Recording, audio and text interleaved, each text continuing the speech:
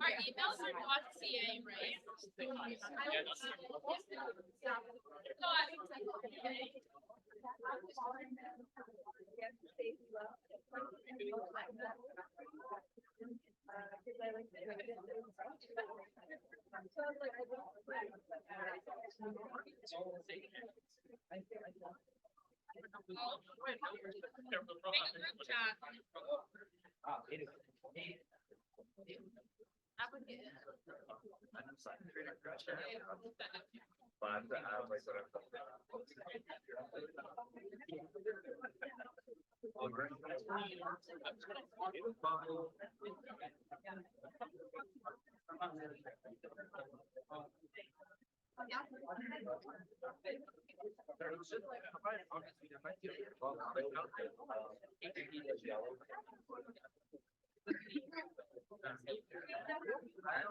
Seems so hard.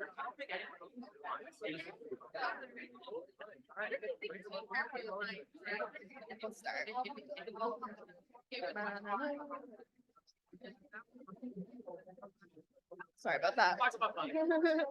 The time is 7:05. The second half of the February meeting is called to order.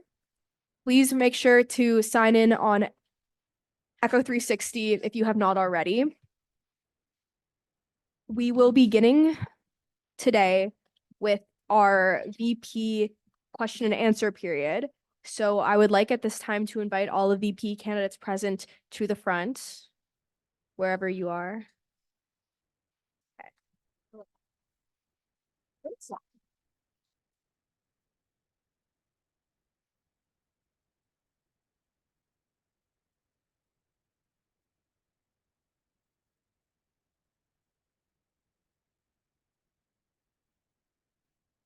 Okay, so this question and answer period will be 25 minutes, extendable at the option of any of the current sitting council members.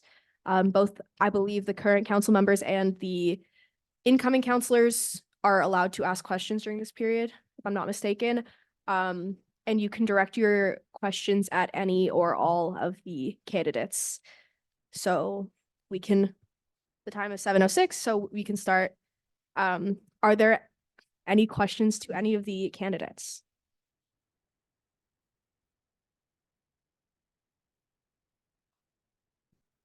Councilor Sani?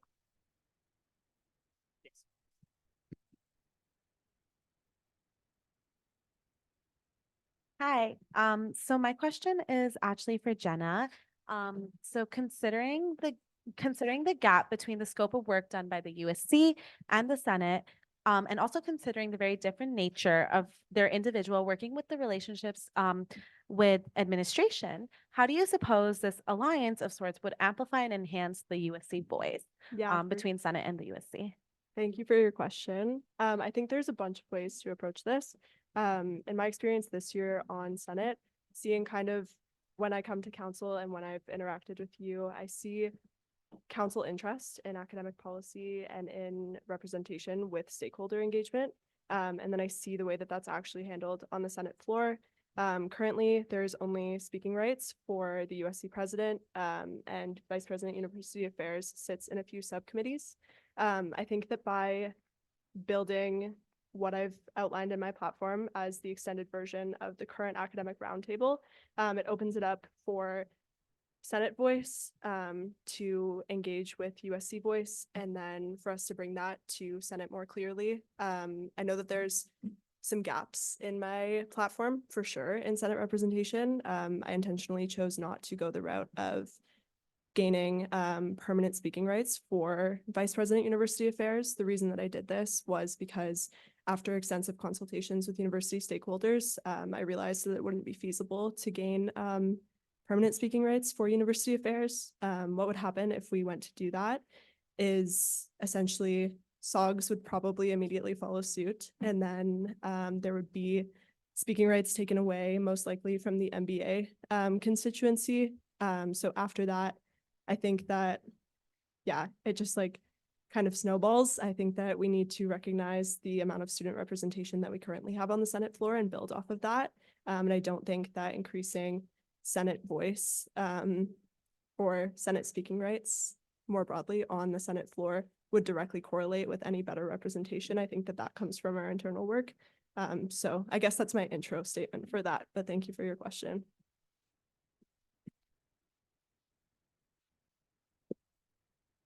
Counselor Haug? Hello, I have a question for both Jenna and Mari. So could you differentiate your ideas on progressing the kosher and halal options on your platform? I'm curious to understand any distinctions in your current approach compared to what was previously communicated, as my understanding was that this advocacy had already been fulfilled. Mari, I'll have you go first. So I think to first acknowledge that advocacy is a long-term process. A lot of efforts I acknowledge have been done this year, and we've made a lot of progress in terms of increasing kosher and halal options on campus. I do know in my consultations with a lot of students, they emphasize that they want to see this continue next year. So just making sure that we are continuing this advocacy, broadening it, making sure that there is more availability of those options in eateries on campus, for example, and just also working on strengthening those partnerships with external food, kosher and halal food suppliers. That's kind of the priorities that I have in terms of that. Thank you. Not to take exactly what Mari just said, but she articulated it beautifully, I think. I really appreciate the work that Maria has done this year for kosher and halal food availability on campus. And I think that while it's important groundwork, I would like to see it continued and expanded to other campus eateries. I would like to see it become the new norm, not something that's just like a one-off time thing. I want it to be our regular, consistent baseline expectation that students with diverse religious needs for foods can have those met wherever they're going to head on campus. So I think building on the work of Maria and not letting it be a pilot project that goes unrecognized is important work for me and for whoever works in exec next year. So, yeah. Counselor Wang? So this is a pretty good follow-up question to what Mia Haug just asked, actually. Councillor Haug asked actually. And this is a question for all candidates. So in my discussions with incoming and outgoing councillors, the general perception is that the platforms of the UA candidates are overall pretty similar, which is perfectly fine. However, I want to give each candidate an opportunity to differentiate yourself from the other candidates. As such, what platform points do you feel sets you apart the most from your competition, and why? Is this for all candidates, including the EA? Or just UA? All UA candidates. We'll go reverse alphabetical, so we'll start with Eric.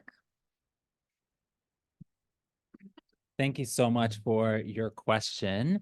Definitely along the lines of food availability on campus. Definitely speaking in terms of the diverse needs on campus and, making it a permanent solution, accommodating for all sorts of dietary restrictions, including kosher and halal. My platform also touches base on the need for healthy food options on Western's campus. So that is like the availability of fresh fruits and vegetables, grab and go options for when students are in a time crunch, just so that way students have the nourishment that they need to succeed in their academics and, their social life, because being a student, and also kind of touching base on what kind of stands out for me as well is the affordability aspect as well.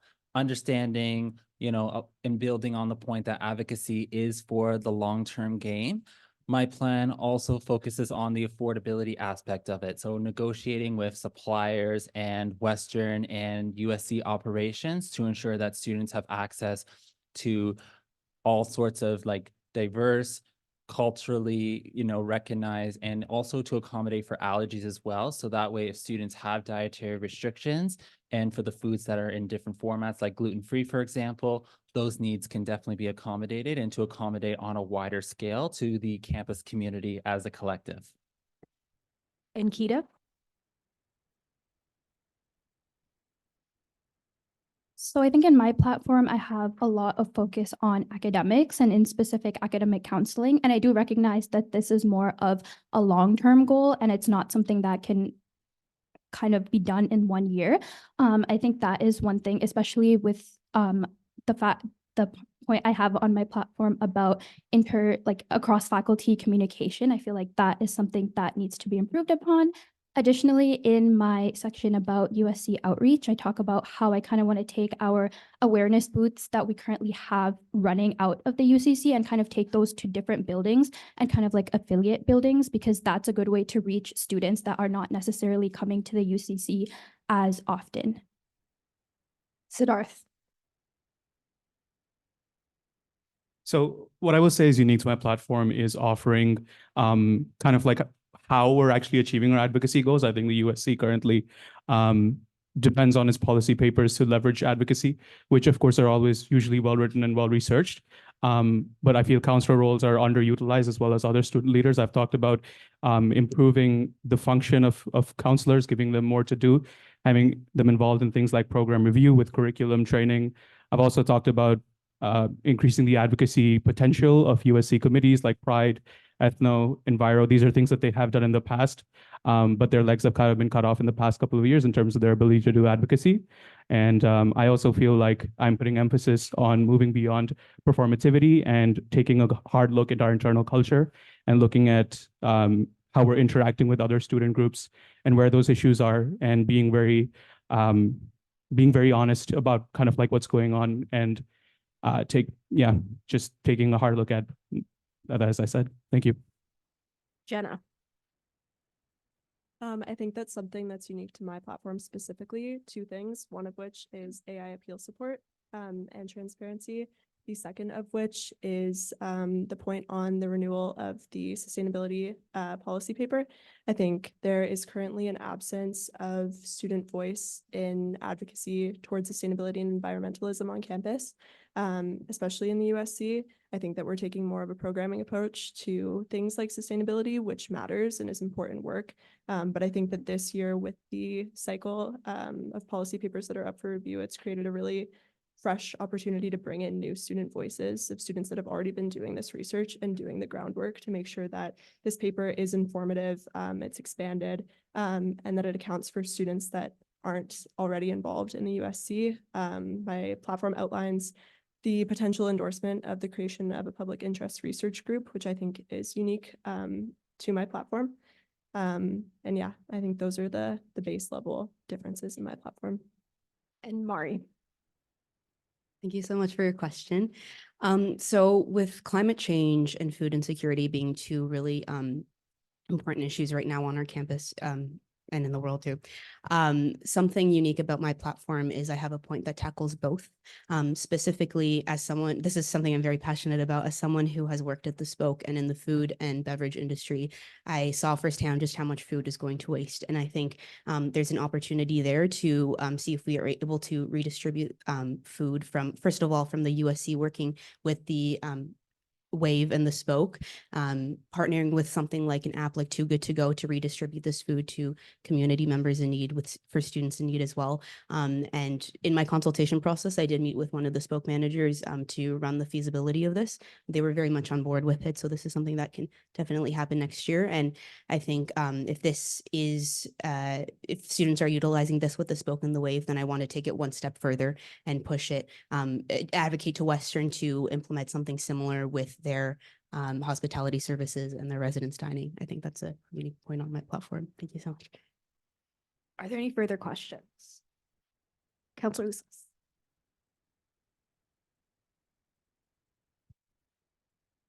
All right, so thank you all for putting yourselves out there to run for position. As Counselor Wang mentioned, many UA policies and platforms are quite similar. What is your personal motivation to run to be Vice President of University Affairs for all UA candidates? Okay, so we'll continue in the order we did before, except I'm pushing the first to the last. So we'll begin with Ankita. So I think my personal motivation for running for the UA role is that personally, my academic career very late, I found myself adding a major from a different faculty. So I was in the Faculty of Science, and this past summer I added on a major from the Faculty of Social Science. And I found that personally, it was very difficult for me to kind of get help in terms of like academics. And I think like academics is a big thing that kind of contributes to mental health.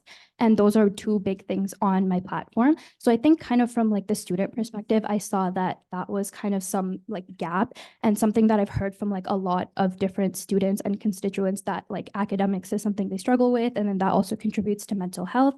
And then I think that's kind of like my intrinsic motivation for running for UA, because I feel like this role can tackle issues such as that impact a lot of students. And then kind of like an extrinsic perspective is kind of like the roles I've had as like counselor last year and AVP UA. I kind of got to see how the advocacy works in like UA is very important and how they do bring about change. So this is something I want to continue building on and just continuing to have those positive relationships with Western stakeholders and admin, and continuing to have that positive relationship between Western and the USC. Siddharth. I think whenever I'm in like council or official spaces, I always hear people start with saying how grateful they are for the opportunities that they've been given and how grateful they are to have the opportunity to present something or run for something. I view student involvement in student government as a right, not as a privilege. And having been in a lot of these spaces, having been a former counselor myself, being on faculty councils, orientation, largely my experience has not been good. I feel like I've been very like engaged in the way that I've gone about trying to do advocacy. As a counselor, I felt that quite a few of my initiatives were shut down without enough justification. As a member of like various faculty councils, I've also had other initiatives that have been shut down because because they're supposedly controversial, but we don't look enough at what's going wrong. In my opinion, I feel like student government and Western administration in particular has this very toxically positive attitude towards a lot of student issues. And the reason that I'm running for advocacy is to do with a lot of my personal experience, having experienced a lot of like, racism, queerphobia in classrooms, in student government, with my peers. So it's because of all those experiences that actually kind of build my resolve, that build my ability to want to actually change things. We come to these positions thinking that we're going to do a lot of change, and we find that like 90% of the things we want to do aren't actually feasible or aren't going to be endorsed by student leaders or administration. And I think that's unacceptable, particularly because of how things are going on outside university and how they affect our lives here. Thank you. Jenna. I think at the core of my reason for running, as an affiliate student, I've seen the apathy that comes with not knowing what advocacy is and how it works in the USC. I think that there is a lot of power in internal work, relationship building, policy initiatives, and advocacy here at the USC, specifically through the UA's role. And so seeing that, engaging with students, seeing where those gaps are, and being able to listen, I think that's the most important thing for me, is listening to students and making them feel like they have someone that will represent them when their voices aren't at the table where decisions are being made. I think it's important that students are feeling seen, are feeling heard, and are feeling well represented. I think it takes someone that is well informed. I think it takes someone with experience being in rooms where they're the only undergraduate student, with pressure from university administration. And so those are the reasons that I'm running, because I think that I could do a good job at representing students well in this role. And I want to make sure that students feel represented well. Mari. Thank you for your question. I guess one of my reasons is in the 4 years that I've been here at Western, I've been a part of various diverse experiences. First off, I've been on 2 different faculty councils, and that's really made me appreciate the similarities, but also the differences across different faculties and student groups on campus. And my hope is to effectively advocate for all students' interests. And another reason is I've noticed kind of the underrepresentation of smaller faculties of STEM faculties on the USC at the executive level. And I think I was really inspired this year, as well as from some of the previous VP leaders who have come from smaller faculties or from STEM-related faculty. And I think that it's so important to acknowledge that not all faculties have the same needs, and making sure that we're advocating for all student groups on campus is really important. Thank you. Eric.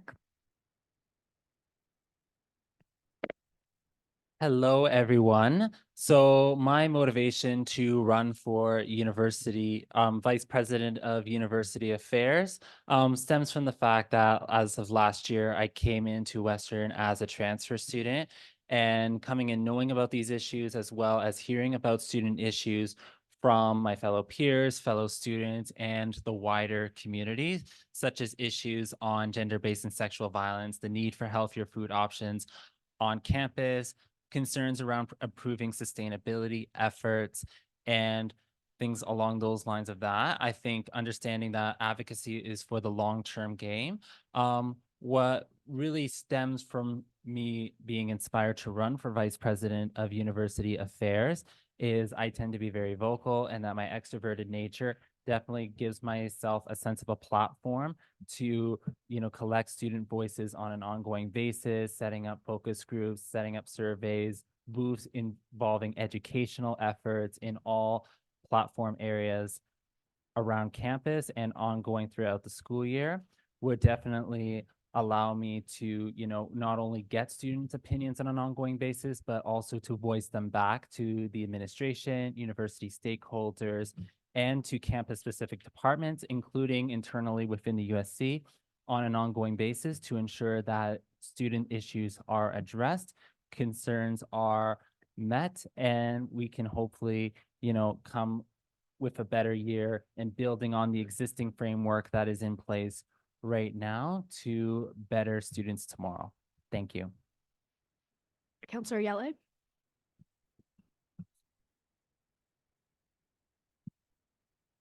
The question I have is for Siddharth. And when council elects a vice president, it's important that the platform that they were voted on is fulfilled to the end of their term. And so the question I have for you is, what steps have you taken to ensure that you can fulfill this role to the end of the term based on the number of previous positions not being fulfilled to the end of their term? Thankfully, I expected this question. I'm also just going to offer a bit of a trigger warning because I'm going to talk about personal details of my life because that's what you've asked.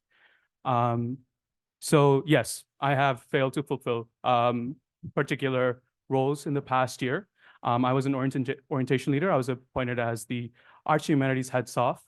And I quit the day before orientation week started because I tried to kill myself that particular day. So I hope that answers the question. Secondly, I was Vice President Equity of the Arts and Humanities Students Council, and I tried to introduce an initiative to support Muslim students on campus after the immense experiences of hate crime and violence that they faced. That initiative was shut down more than once by the rest of the executive, by people who were in positions of power to reject that, and they continue to do that. And I felt that it came to a point where it would be more, I would have better impact trying to pursue those things from the outside. I think your question reflects, in my opinion, not my inability to complete my duties, but my passion to finish them, and the fact that I don't rely on positional power to do those things. Thank you. Counselor Goddess. This is a question for everyone, I guess. This role is extremely important. I mean, you are basically not in charge of the whole student body, but you are a big representative of them and you are working for them. So how are you going to guarantee that your personal interests and your personal opinions do not conflict with the needs of the general and majority student population? All the candidates, correct? All the candidates. Okay, then we'll begin with Michelle, who's the EA candidate. Thank you for the question. I think that nonpartisanship is a really, really important part of advocacy, especially external advocacy and in working with government officials. I think that approaching it from the sense that you are looking for, everybody in the room has the same best interests at heart and the same best interests of people at heart. And I think that approaching it as it's you and them trying to solve problems together is the best way to approach that when you're meeting with stakeholders that you don't necessarily agree with. I think that when it comes to my personal opinions, they have no place in the role of VPEA. They're not relevant to the advocacy that I would be doing. I think that the advocacy has to be based on immense consultation and immense feedback. I think that's a really big part of my platform. It's something that I've really focused on even in the process of building that platform. And I also have a whole set of initiatives based on that. Thank you so much for the question. We'll now move on to our UA candidates, beginning with Siddharth.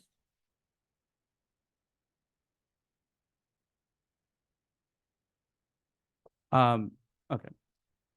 I am of the opinion that we can't really completely remove our personal opinions, at least within the scope of university affairs.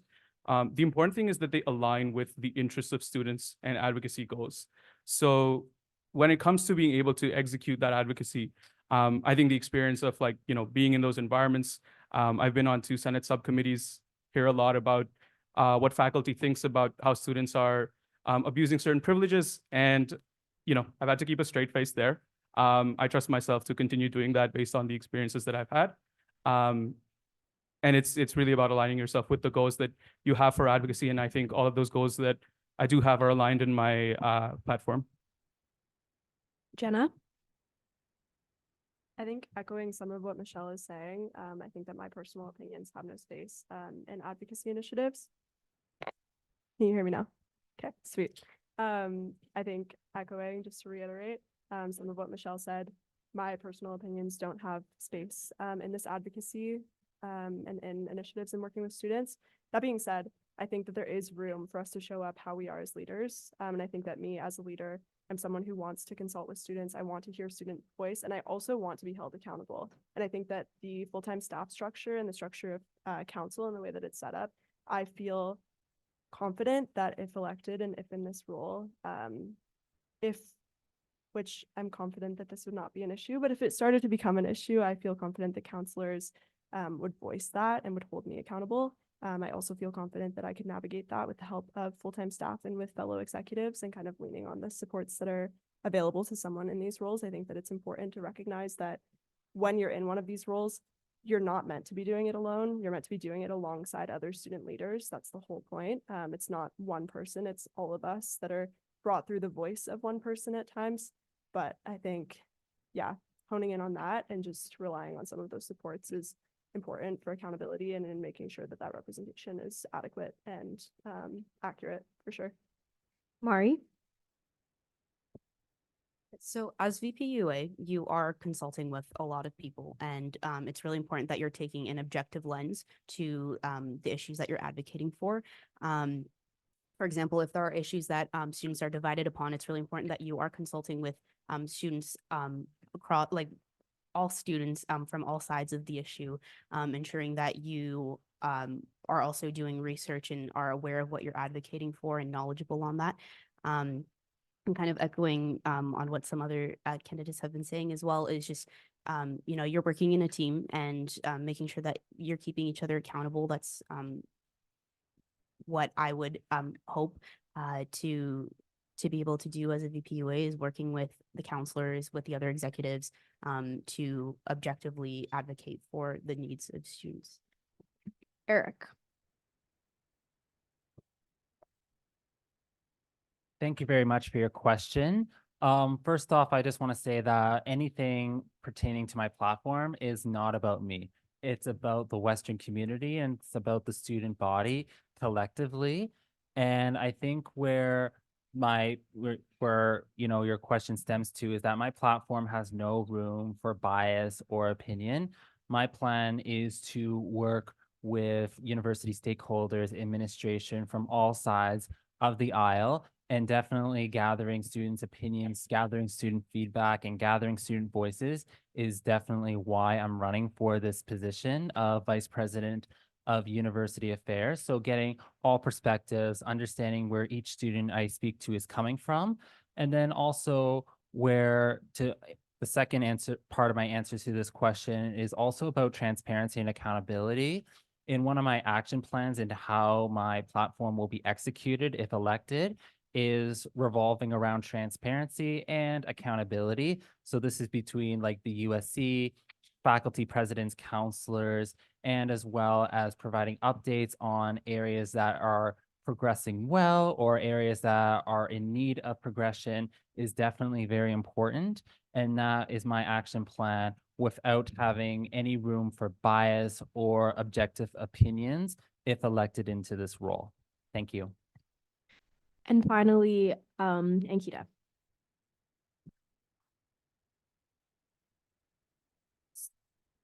So I think the role of VPUA, it's not just one person in the role that has the voice, it's a collection of voices. So for that reason, I think that in order to not have bias in the role, I think it's really important to go through consultations. For instance, the VPUA role, they sit on a lot of subcommittees, like either in the Senate or other committees.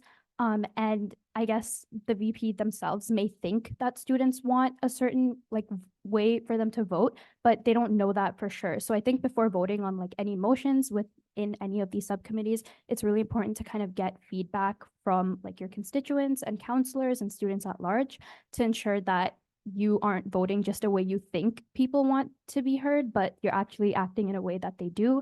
And additionally, I think just falling back on the rest of the exec team and the USC full-time staff, because everyone has they're all there to support us as well. So I think just recognizing that I won't know everything and have the answers to everything, but in places where I don't know, getting help and feedback from others that I'm working with is really important.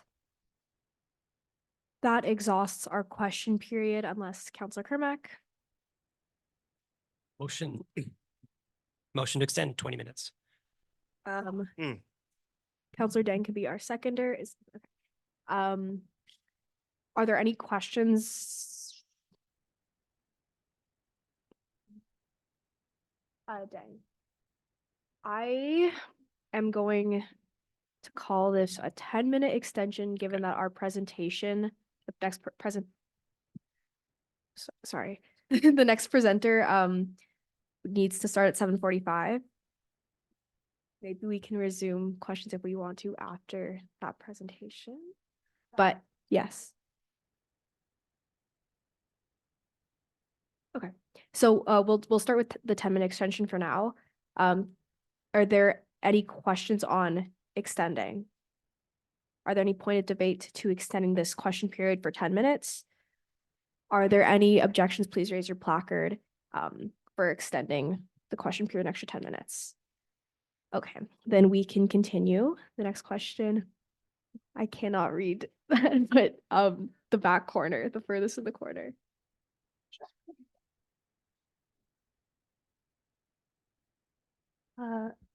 Counselor Lan, I have a question for all the UA candidates. So students are not always aware of the VP UA role, specifically from the engineering faculty. Some students haven't heard of the position or what the position entails. So how will you engage directly with students, specifically from smaller faculties? What would be your plan and specific steps you would take to ensure success in your role? Jenna? I love this question. I have a point specifically about this outlined in my platform. Can you hear me now? Okay. And one of my plans for this is coming from a smaller faculty over at Brusha.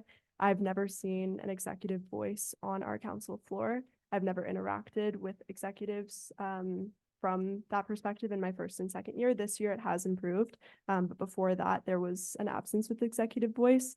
So in my platform, I've outlined a plan to attend one meeting from each faculty council, ideally at the beginning of first semester as soon as possible. I recognize that there's time constraints, but I think that it's an important first step in engaging with student leaders in hopes that they will bring our voice to their constituents and say, hey, this person's approachable. This is the scope of their role. This is where you need to go if you have questions about these resources and how they apply to you and where your advocacy is being met and represented.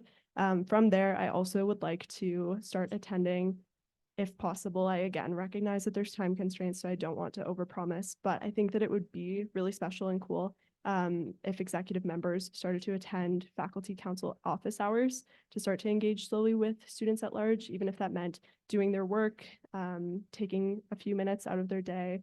I recognize, again, it wouldn't be a regular thing, but I think that that could be an outlet for that as well.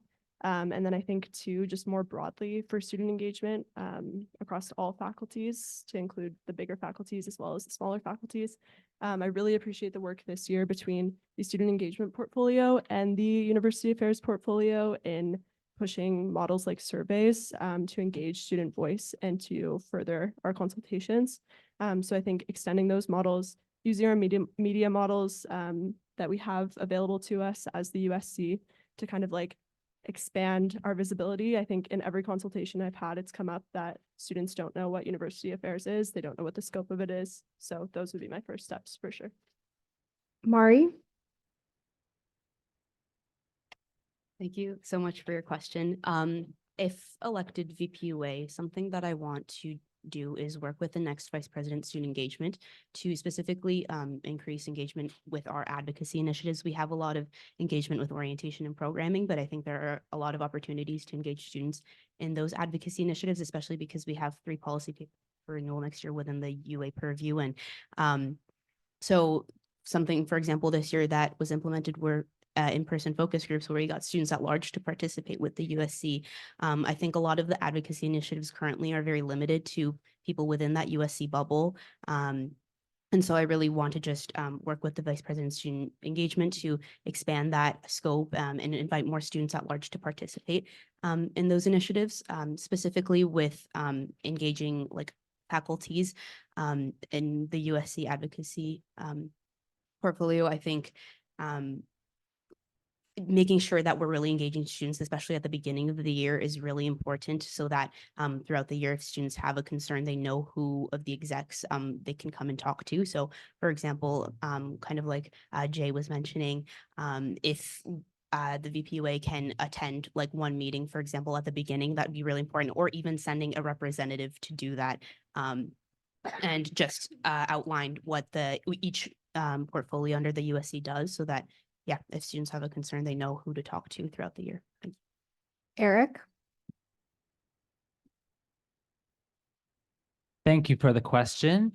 As an individual coming from a small faculty myself, which is the Faculty of Information and Media Studies, and leveraging my current experience as Vice President of Finance on the FIM Student Council, representation is definitely very important in terms of the smaller faculties, but I think where my platform stems as well, which I'll also touch base on, is the accessibility of the Vice President of University Affairs.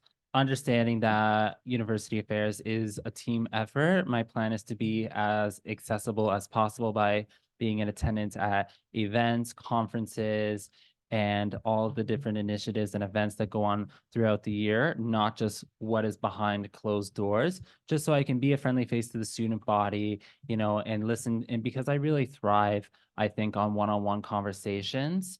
And I think definitely that will, you know, provide me an advantage when it comes back to advocacy, but also touching base on the representation of smaller faculties as well. My plan is to work closely with faculty counselors and presidents to receive their feedback and to receive their voices so I can voice that back to the USC and ultimately to Western's administration. So then that way I can continue to build the relationships with the council next year, university stakeholders, and the community as a collective to ensure that the goal of making student voices is heard and to ensure that there's equal representation on all sides. Thank you. And Kita?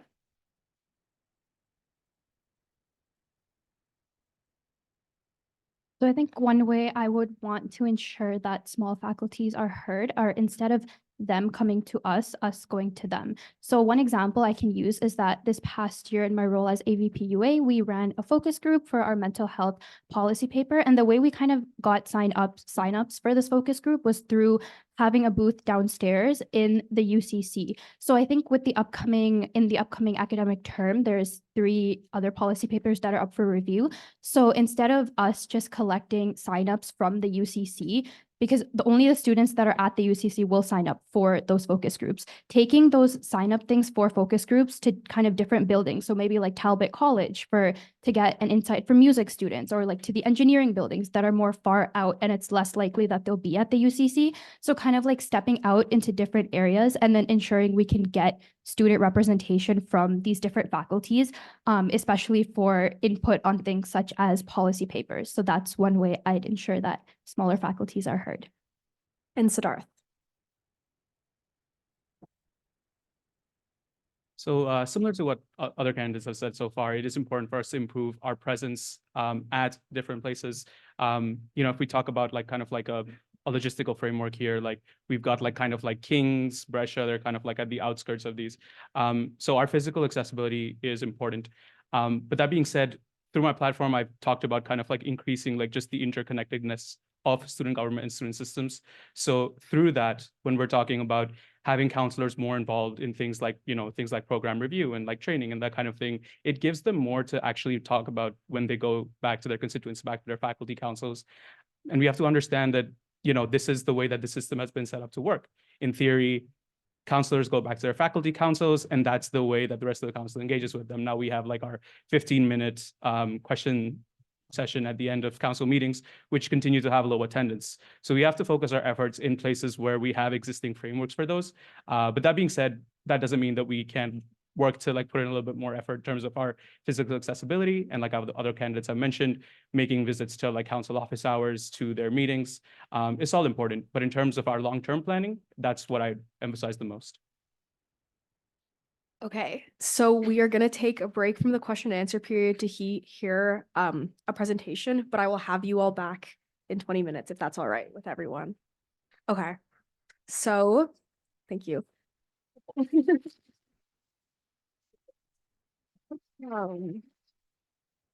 Maria, if you would like to introduce our presenters.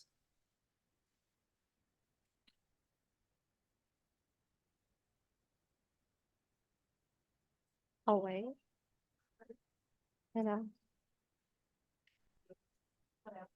Okay. So today we have AVP EDI, Dr. Opio Leo and Leslie Oliver, who's the EDI specialist. So they're working on a strategic plan for EDI, and they wanted to present at council, collect student feedback. We're not on recess. Please sit down. Okay. Presenters, do you need to share your screen? I can make you co-hosts. Yes, please. Yeah, we could probably do that. Thank you, You can Maria. hear the people on Zoom. Do I have to unmute? Or do I have to no? Are you good?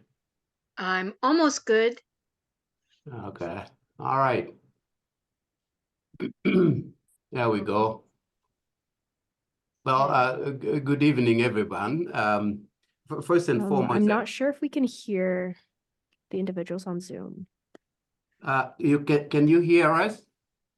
I can hear you. But can they hear us? Maria, can you hear us? It doesn't sound like they can hear us, Leslie. There's no chat, so I can't. Oh, okay. And 1 second, sorry to our presenters on Zoom. We are having audio issues. yeah, can you hear us, Maria? They might have it muted. No, but yeah, Okay. it could be. Hello?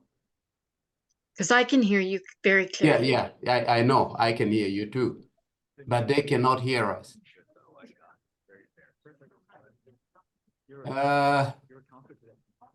I'll also promise when we resume our question period to look to the right side of the room, as I've been told that there's some hands over there that I haven't been seeing. Y'all are next. So it looks like they are going back to question period. I don't know. Let me call Sunday is there. Let me call Sunday. Okay.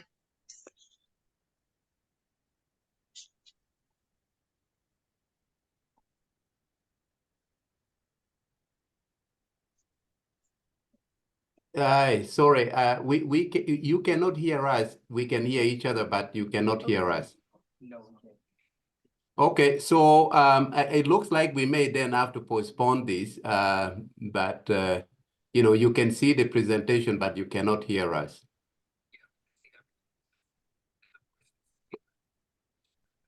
Yeah, I think we will have to postpone it because you know, unless there was a way to get our voices in, there's no point to you know. I mean, you guys have a full agenda anyway. Thank you so much. Convey our greetings to everybody. Okay. All right. Yeah. Thank you. Oh, okay. Hello. It looks like we are back on. Give a thumbs up. Okay, so you can hear me as clearly now. Yeah. Okay, well, without further ado, then, if you can hear us, that's good. I just want to, like, first and foremost, congratulate those students who are recently elected in the USC, you know, election. But also to congratulate all of you for being active in you know, in student affairs. It's just so heartening to hear folks discussing, you know, issues in a very mature manner. So congratulations on that. With me this evening is my colleague Leslie Oliver. She's the EDI specialist. And we are grateful for the opportunity to share just a very quick update on the draft EDID strategic plan. Now, the EDID strategic plan is for the entire campus community. It's not something that the EDI office will hang, you know, on the shelf or hang up on the wall.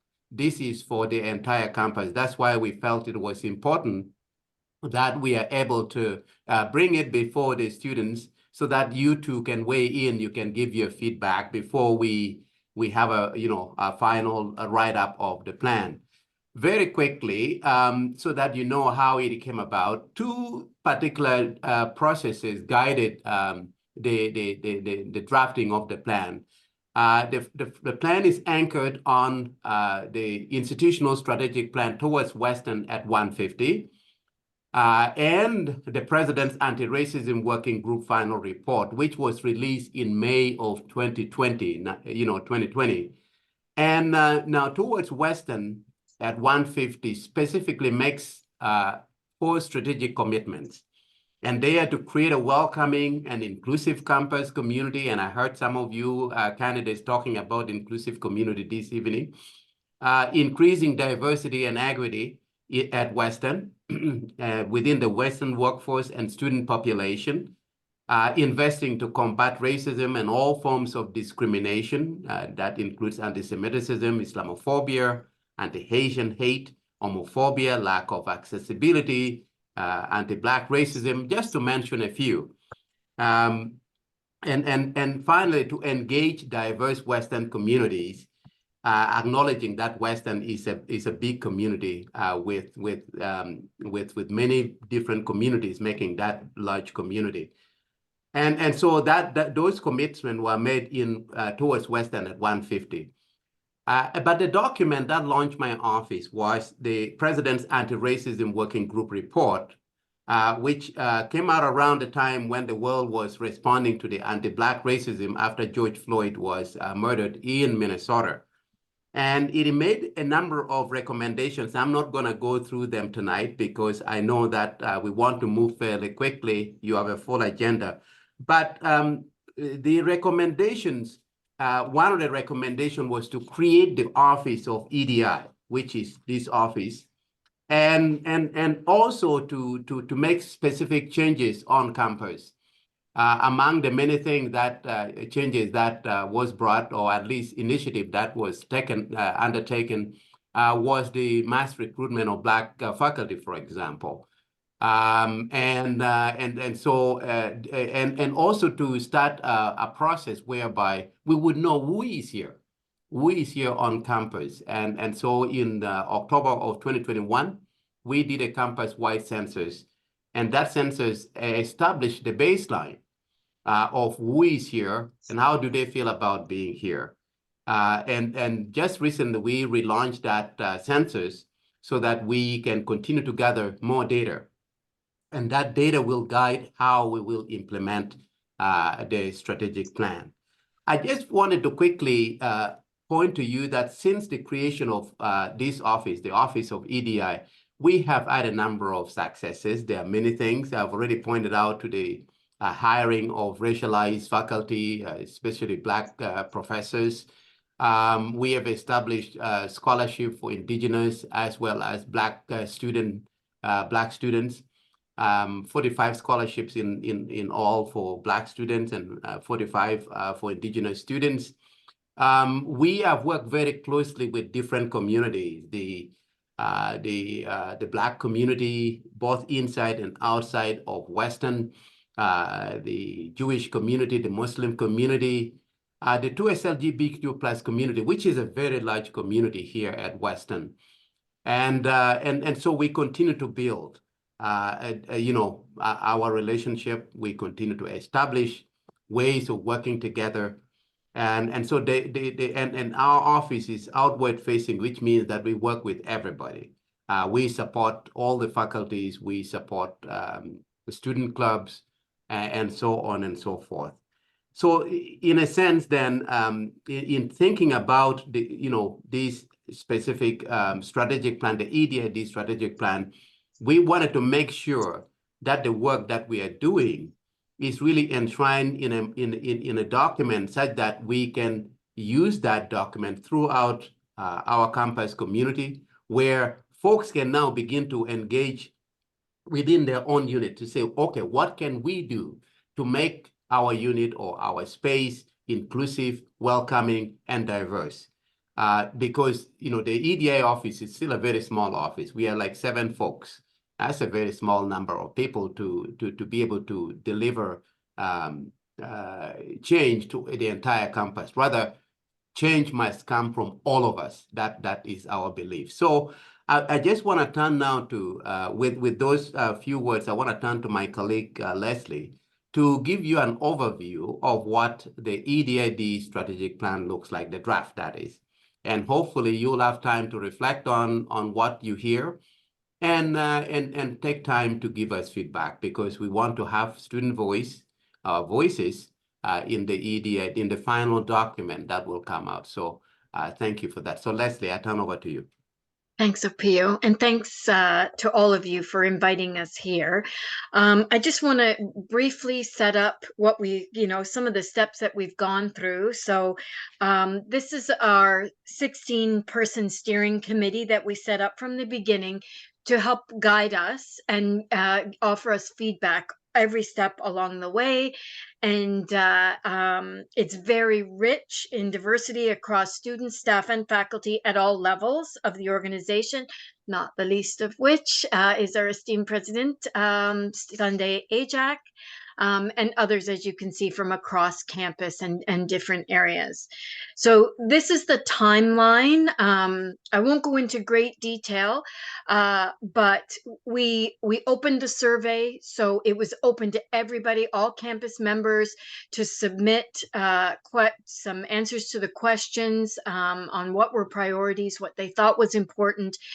Then we did a deeper dive to community conversations, and we opened up community conversations to students at large, faculty at large, staff at large. And then we held sessions. We were invited to meet with Western International and other equity deserving groups to kind of target what were priorities and hear back. We did an environmental scan at the same time, looking at what other institutions, educational institutions were doing. And then Dr. Michael Godfrey in our office did an analysis of all the information that we were given from our campus members. based on some of that information that we got, we kind of got some themes, and we saw where we could make changes. And so we held think tanks with some key strategic partners such as Western International, Human Resources, Facilities Management, Western Libraries. And this would also be part of that in reaching out to the specific student leadership to get final thoughts on where we are. And now that we're at the review process, and we're hoping to be able to launch this very, very soon.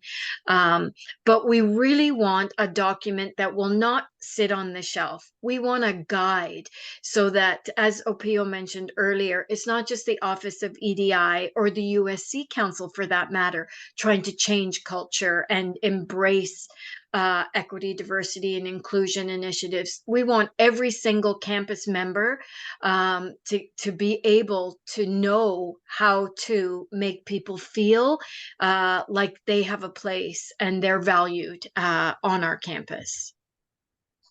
So some of the themes, again, just to go through very briefly, some of the things that we were told from people like yourselves is that there is change that's happening. But exclusion, racism, and discrimination continue to occur, not just in situations, but systems, policies, and practices that we have to look at.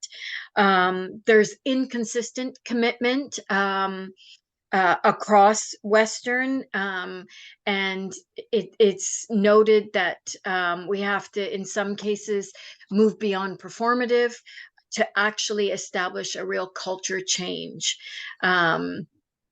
And that accessibility, I heard when we logged in, I heard somebody speaking about accessibility, and my heart just grew because that's near and dear to my heart. So we heard from individuals on campus that those barriers still persist.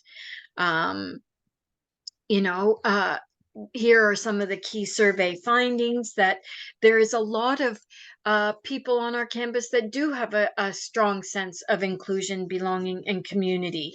Most equity deserving groups perceive some degree of belonging, which is great. Individuals who are cisgender, white, heterosexual, and do not have a disability currently have the highest perceptions of belonging and inclusion, which is no surprise. Whereas equity deserving groups indicated that they are relieved and grateful and happy to be part of the consultation process, but they want to see action. They want to see accountability, which again was very. We were happy to see that feedback so that we can make our case again. And that just backs up the fact that we don't want a document to sit on a shelf. We actually want something that's a guide that can help people. So we came up with this, and I'm a very visual person, so I kind of like to see the whole thing come together. I know it's a lot of information, but just again, we started from the bottom up. And we looked at these critical strategic enablers, and we call them enablers because we recognize that without cultural change, leadership, and governance for EDID, we have to continue to collect and analyze the data. We need to increase understanding and awareness of EDID. We need resources. We need to put our money where our mouth is, form collaborative partnerships, and tell the stories as well of what changes take place. And without those, we can't address the priorities, which is the next level. And the priorities that you as campus members told us were important is representation. I've been in countless sessions over the years where students want to see themselves represented in our staff, in our faculty, and in our leadership. We want inclusive excellence in both our learning and teaching, as well as our research and innovation. And equally important is safe, accessible, and inclusive spaces, places, and experiences at Western. And so out of these priorities, we kind of teased out some outcomes that we want to be able to put out there so that we can measure, like we can measure the progress towards these outcomes and hold different areas across campus accountable, and report back on the success and the measurements of what we've achieved. And then at the top, we've put a sample of our of the vision, the EDID strategic vision for our campus. So, you know, we've talked about this being a guide. We've talked about key performance indicators or measurements or accountability. So we put together, these are just examples. It's not written in stone, because obviously we want to come back to groups like yourself to give us guidance, but an example of the strategy that we want to meet. We want to increase diverse representation and engagement. So we want to develop tools, resources, and supports to enable like employee resources groups. So the Professional Managerial Association, they already have a Black, Indigenous, and people of color subgroup, and with a budget line, and they determine what is important to them and what initiatives they want to pursue. I think Western has a great diverse range of student groups, and Opio mentioned them earlier. You know, but you know, how do we make sure that they're well represented, and that students know about them in their first week and they can connect and things like that? So what can we measure to show that this representation is increasing? And then another thing, when we want to look at safe, inclusive spaces, places, and experiences, you know, there's the beginning of ideas in institutions. We do health and safety inspections all over campus, like on a rotating basis, to make sure that when you're walking through the UCC, it's safe. We have a joint health and safety committee that does that. We could do accessibility audits of campus spaces and mobility systems to make sure that we improve accessibility. And you know, we can look at reports of where perhaps microaggressions and verbal assaults and things like that are taking place, and in what capacity, and we can monitor those as well. We do, our Office of Human Rights does track, without revealing confidential information, they do track incidences to see, you know, are there certain areas where it's more pervasive, so that we can clamp down and try to make sure that those situations don't continue to happen. So moving forward, we want to meet, we're wrapping up meetings such as this one. We'd really appreciate your input. And then we're going to reconvene with the EDI Steering Committee to get the final draft, and then look at accountability leads for those strategic goals to help us develop the permanent key performance indicators and measurements. And then we want to create an action framework so that we can, like we said, like keep track of where we're actually achieving change. So that we can report back to the incoming government, student government, and let them know. And back to you, Opio. Well, thank you, Leslie. I know that time is very tight. You had to increase time just for us. So I know that I know that you still have more business to do, and I would suggest probably that those who have time, and I suggest that you all find time to read the document so that you can provide some feedback, and those feedback will be highly valued. I don't know whether this would be the right venue to ask questions. In any case, the technology may not allow us. So again, thank you so much for having us this evening. Just to introduce very briefly the EDID strategic plan draft, and to ask and invite you to look into it, read it, and make your contribution and feedback. Thank you so much. Thank you. Back to you, Chair.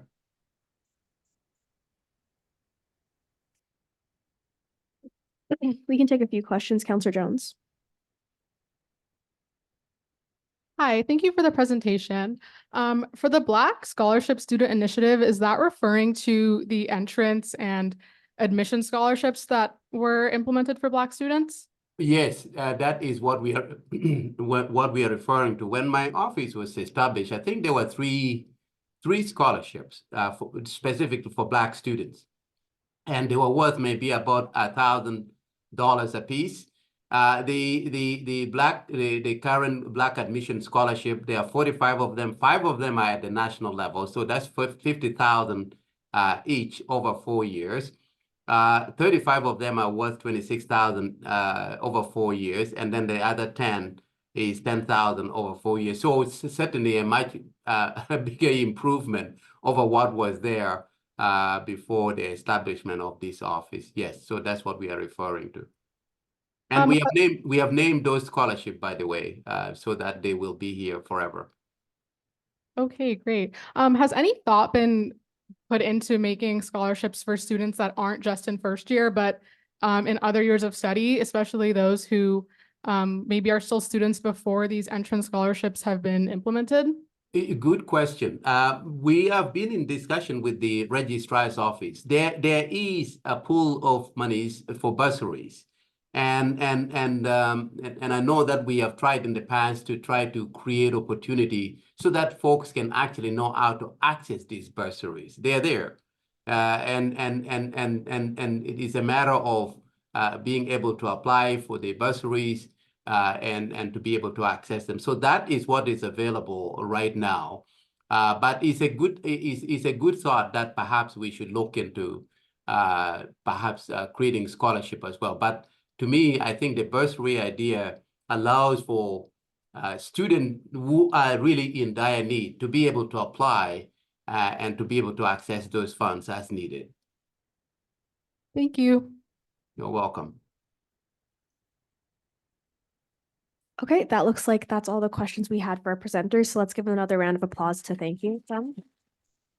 Thank you. Thank you. Have a beautiful evening, everybody. Thank you. So with that, we will resume our question and answer period. If I would like to invite our candidates back to the front of the room. I think they're all still here, right?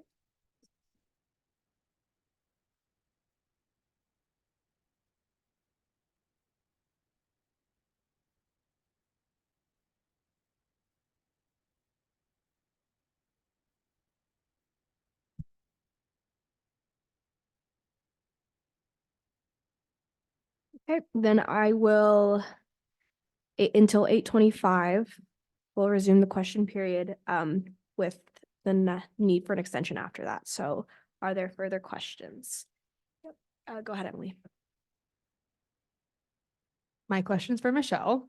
So one of the things that I think a lot of people through elections, they always have one thing I think that leads you to want to run in an election, like what inspires you, what excites you for this role in particular. So I was asking, I want to ask, what's your one thing that kind of got you here? What excites you and what kind of inspired you to take on this role? My experience working on the portfolio overall, like throughout the past year, is a really, really big part of it. But the one, I think, catalyst, I guess, to inspire me to be here was attending the Women in House program last year. It was truly, I've spoken about it in consultations and I've spoken about it, I think I spoke about it with the Gazette. Like, it truly was an experience that showed me all of the tangible ways to apply my political science degree, and then also showed me all of the ways that it showed me what the external affairs portfolio is. And I think that the fact that I'm so interested in government relations and all of these things, and also student advocacy, and I didn't know that the portfolio existed until that program, being able to speak with the VPA at the time about what the portfolio does and the real on the ground advocacy that they do was so incredibly inspiring. And I knew in that moment that I wanted to work on the portfolio, but VP kind of felt like a far off thing at that point. And then it's through everything I've gained throughout the past year that ignited the passion to be here at this podium today. Thank you. Are there further questions?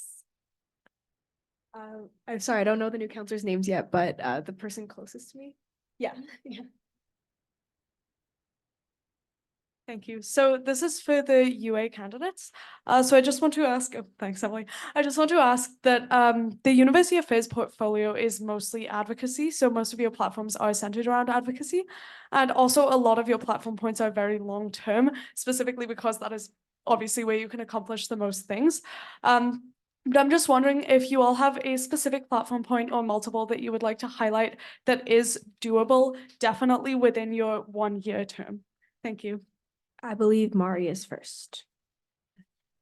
Thank you so much for your question.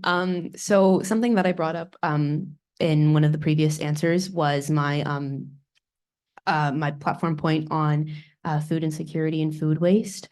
I think within the USC, first off, obviously this is something that is more long-term, but I think we can definitely get started on working within the USC with our food operations and kind of testing it, doing a trial run. And then if it is feasible, if students are utilizing the service, this is something that in the long term, I would want to see be advocated towards Western. But definitely like it's both short-term, but also long-term in terms of expanding it to a Western facilities and hospitality services. Yeah, thank you. Eric? Well, on my platform more broadly, all my platform points focus on the short and the long-term focus of it. I think one platform point in particular that sticks out that is definitely attainable within my 1 year term is addressing the issue around gender-based and sexual violence. And my plan to address that issue is to work with soft teams, orientation partners, and the administration throughout the summer to establish training and GBSV educational efforts throughout where the root of the issue really has stemmed, which is orientation week, just so that way first year students know right at the very start what is expected, how consent is interpreted, and, to have activities that promote, for example, safe activities. I think addressing that within the 1 year term is very important, and that platform point particularly is definitely something that is attainable within my 1 year term. Thank you. And Kita.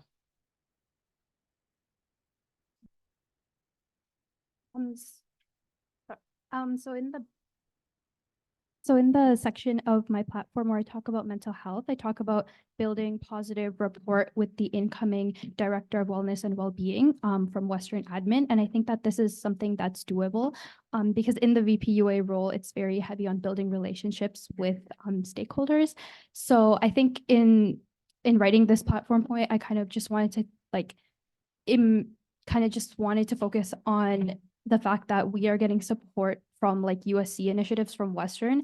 And so we kind of like in terms of initiatives that have to do with wellness and well-being, we're kind of discussing them beforehand and then ensuring there's not like a duplication of certain resources. So for example, right now, the USC has like a peer support center and then Western has something that's like very similar. So kind of seeing how we can kind of like work together to kind of bring different aspects in resources that are like similar from the USC and from Western. So we can kind of like expand on how they support students. So building rapport is one thing that's doable, I believe.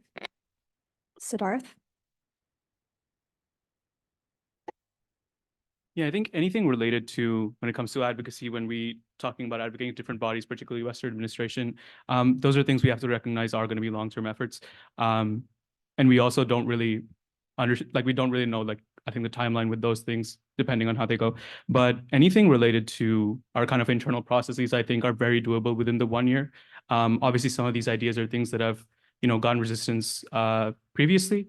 But we have the framework to accomplish them. So when we talk about things like making governance level changes to the USC structure, these are things that happen almost every year in terms of reshuffling of portfolios, things with budget. So I think those things are definitely very doable, as well as things that potentially have like partnerships, but are things that the USC is leading from the front. So when it comes about expanding like food support services and getting other partners in for those things, when we talk about increasing like the ability of USC committees to do advocacy, to do research, something like the Queer Friendly Rec Center report that was released in 2022. Those are things that we actually have the ability to get done on our own. And if we prioritize them within a short-term scape, we can ensure that we're doing the most that we can in a one-year term, while also focusing on long-term advocacy. Jenna. Before I start, just to confirm, when I speak into this microphone, you can hear me, and when I speak here, you can't, correct? Okay, sweet, noted. I think echoing some of the sentiments from the other candidates, there are things in the UA portfolio that are long-term goals. I think that that's something that's critical and crucial to the role.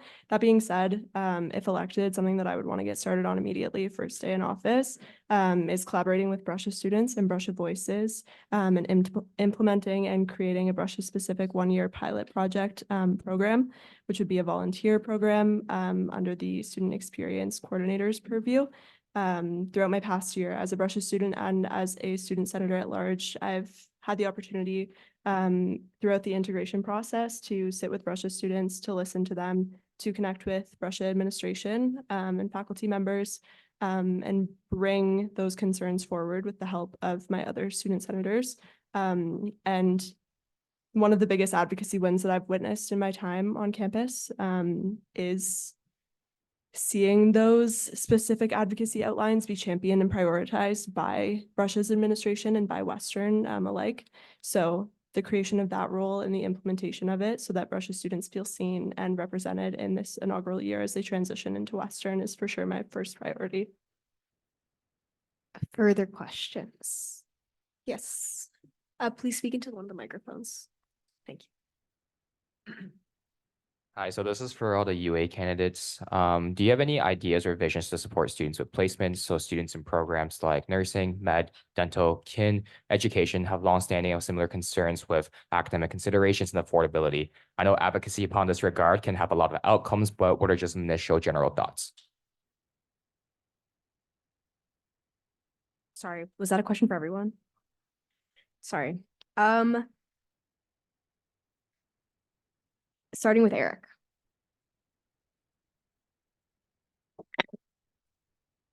Thank you very much for your question. And definitely faculty representation is very important on all sides, especially for the affiliate institutions who may not have as much representation as, let's say from the larger faculty. So my plan focuses on, not only leveling the playing field per se, but also to offer direct supports to the smaller faculties, for example. Like just as a general example, through one of my consultations, I was hearing from a student who was addressed, like one of the counselors per se, on parking for dentistry. So my plan will focus on advocating to the parking office for the need of parking spaces for students who are doing placement at, let's say, Victoria Hospital, for example.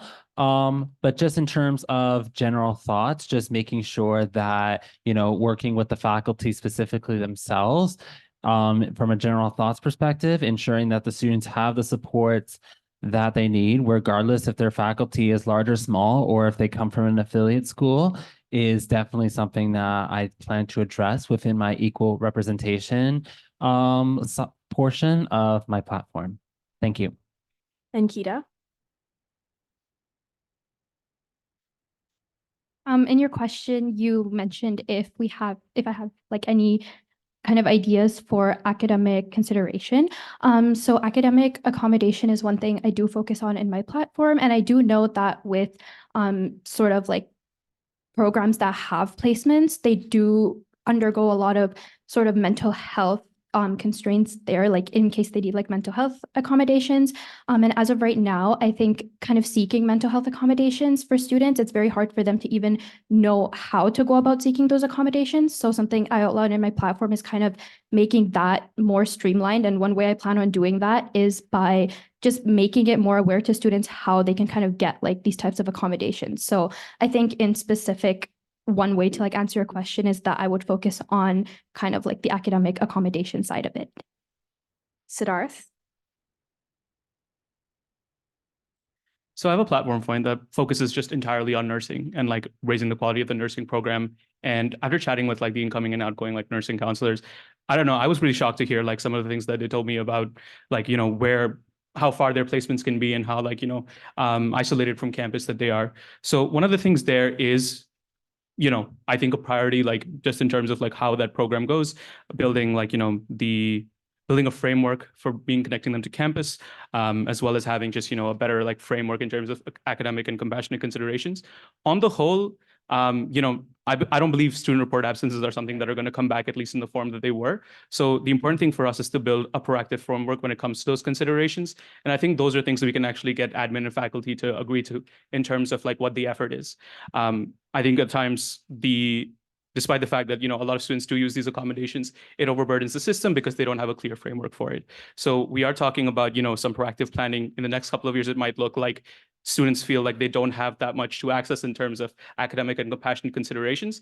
But I think in the long term, we want to build towards having that proactive framework so that we, you know, students are very assured in terms of what they're going into with the knowledge that these are the kind of accommodated exams they have access to. They know exactly what their programs are offering them. So that's what I'd say about that. Thanks. Jenna? Thank you for your question. This highlights a gap for sure in my platform. Something that didn't come up until later consultations was the demand for support for these specific things. So I want to recognize that if elected, that would be a first step for me, is to further those consultations and to continue seeing the demand for this. That being said, I think that in my platform, I've outlined a few things that could be helpful, one of which is the continuation of the Career Summit under the UA portfolio. I think that prioritizing that in years moving forward is important.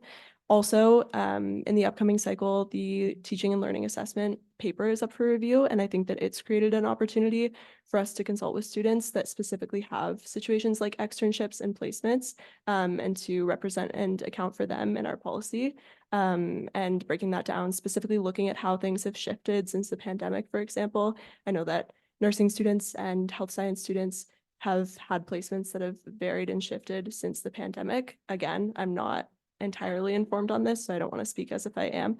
But I think that those could be some good first steps for sure. And Mari? Thank you for your question. So in my consultations with nursing students, I think one of the big priorities or concerns was in terms of like placement locations and just the inaccessibility for a lot of students to get to those locations. And I think if elected, I would want to advocate to Western to introduce more funding, scholarships for students who, you know, have to travel these long distances. So that's one thing. Another thing is also with nursing, there's a collaboration between Western and Fanshawe, and I think there's not a lot of the students who are on the Fanshawe location, although they are also a Western student, they are often underrepresented and not involved in a lot of the initiatives on main campus. And so I think that's something I want to work with the exec team next year if elected, to see how we can engage more students, not just who are at Western, but also at Fanshawe too. Thank you. Is there an extension? Would anyone like to make one? Counselor Sani?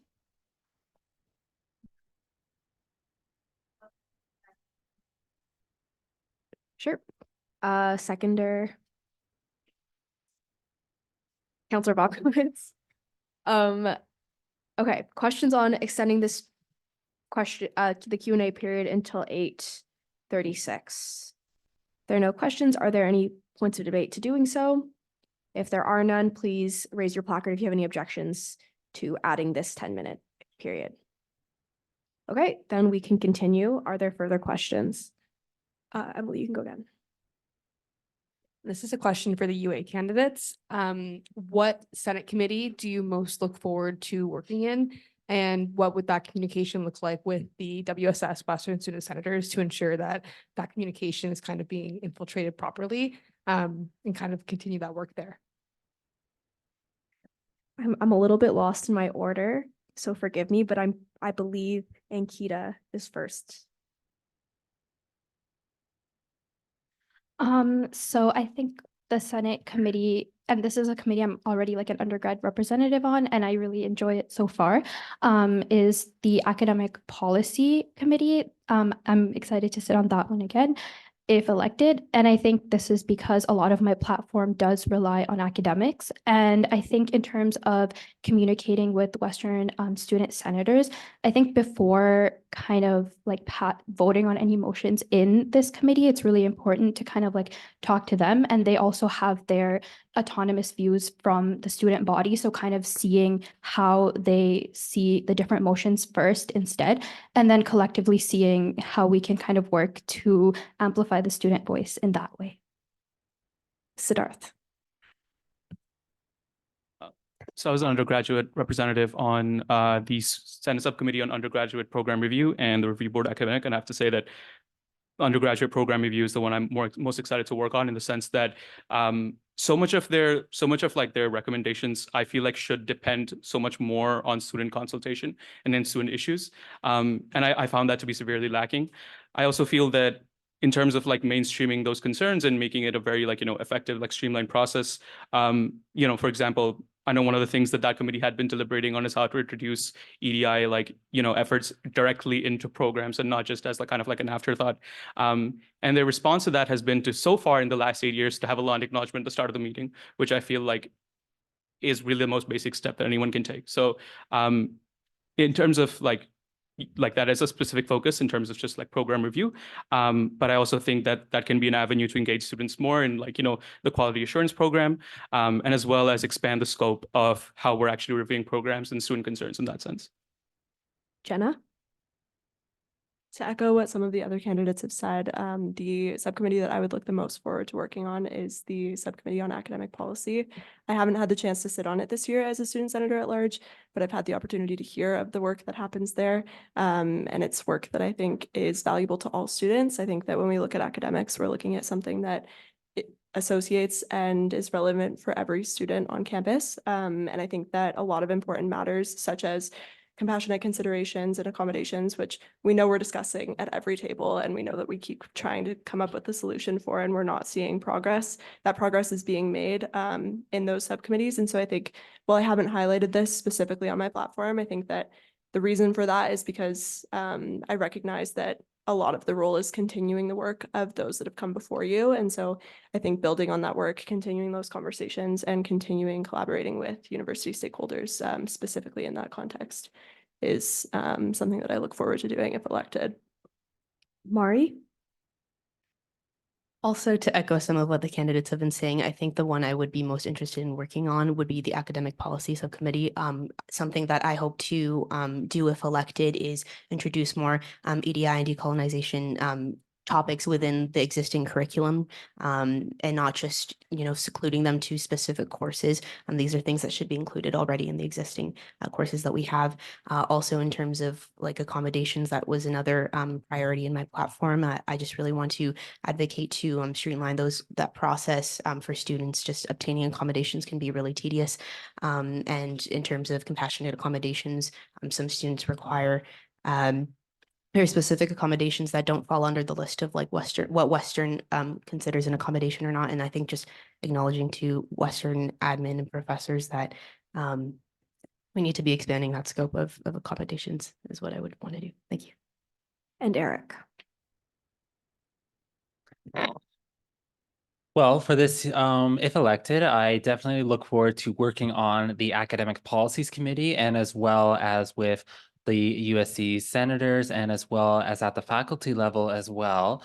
And specifically stemming onto the academics committee, one of my pillar areas focuses on accessibility and extending from just, standard accommodations, students who may have learning disabilities or may learn in a different context, or require additional supports. My plan is to advocate to ensure that, the support is there for accounting for the continued enrollment that we have here at Western.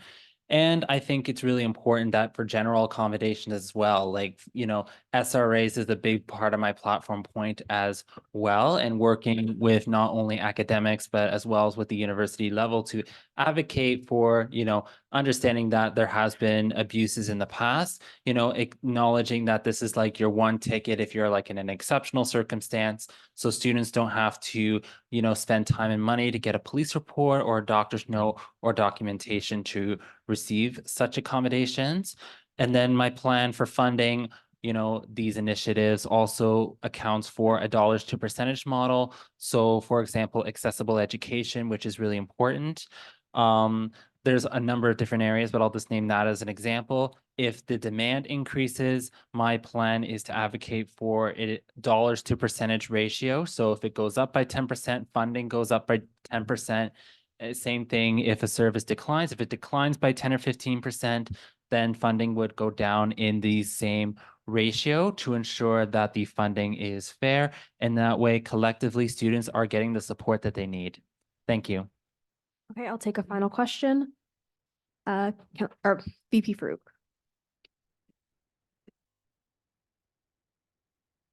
Sorry, I wrote it down. 1 sec. So as someone who's currently in this role right now, I think one of the most important parts of your platform is to ensure it's feasible. I think having 5 candidates is a lot, and then also having a lot of points that repeat. And I think consultations are great, but student education is a big part.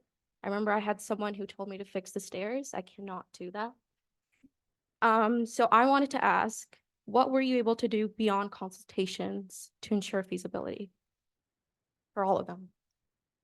Starting with Siddharth.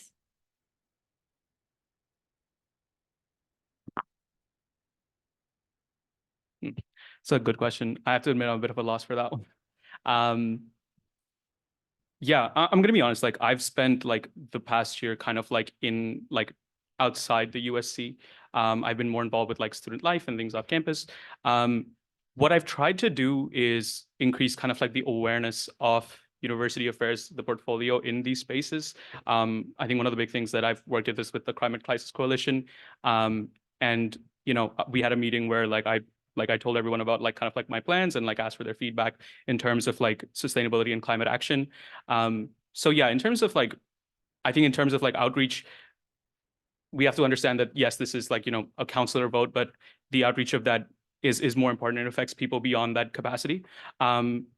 So I would say that in my consultations that, I've tried to make sure that number one, that like I've talked to like every single person who is a stakeholder who has a voice in these process, but also people beyond that. And I think, the work we do in terms of like what we have been doing in like, for all the candidates, I think it's important for us to champion the cause of the university affairs and the impact that it can do, not just for ourselves in our candidacy, but just overall. Jenna. Yeah, good question.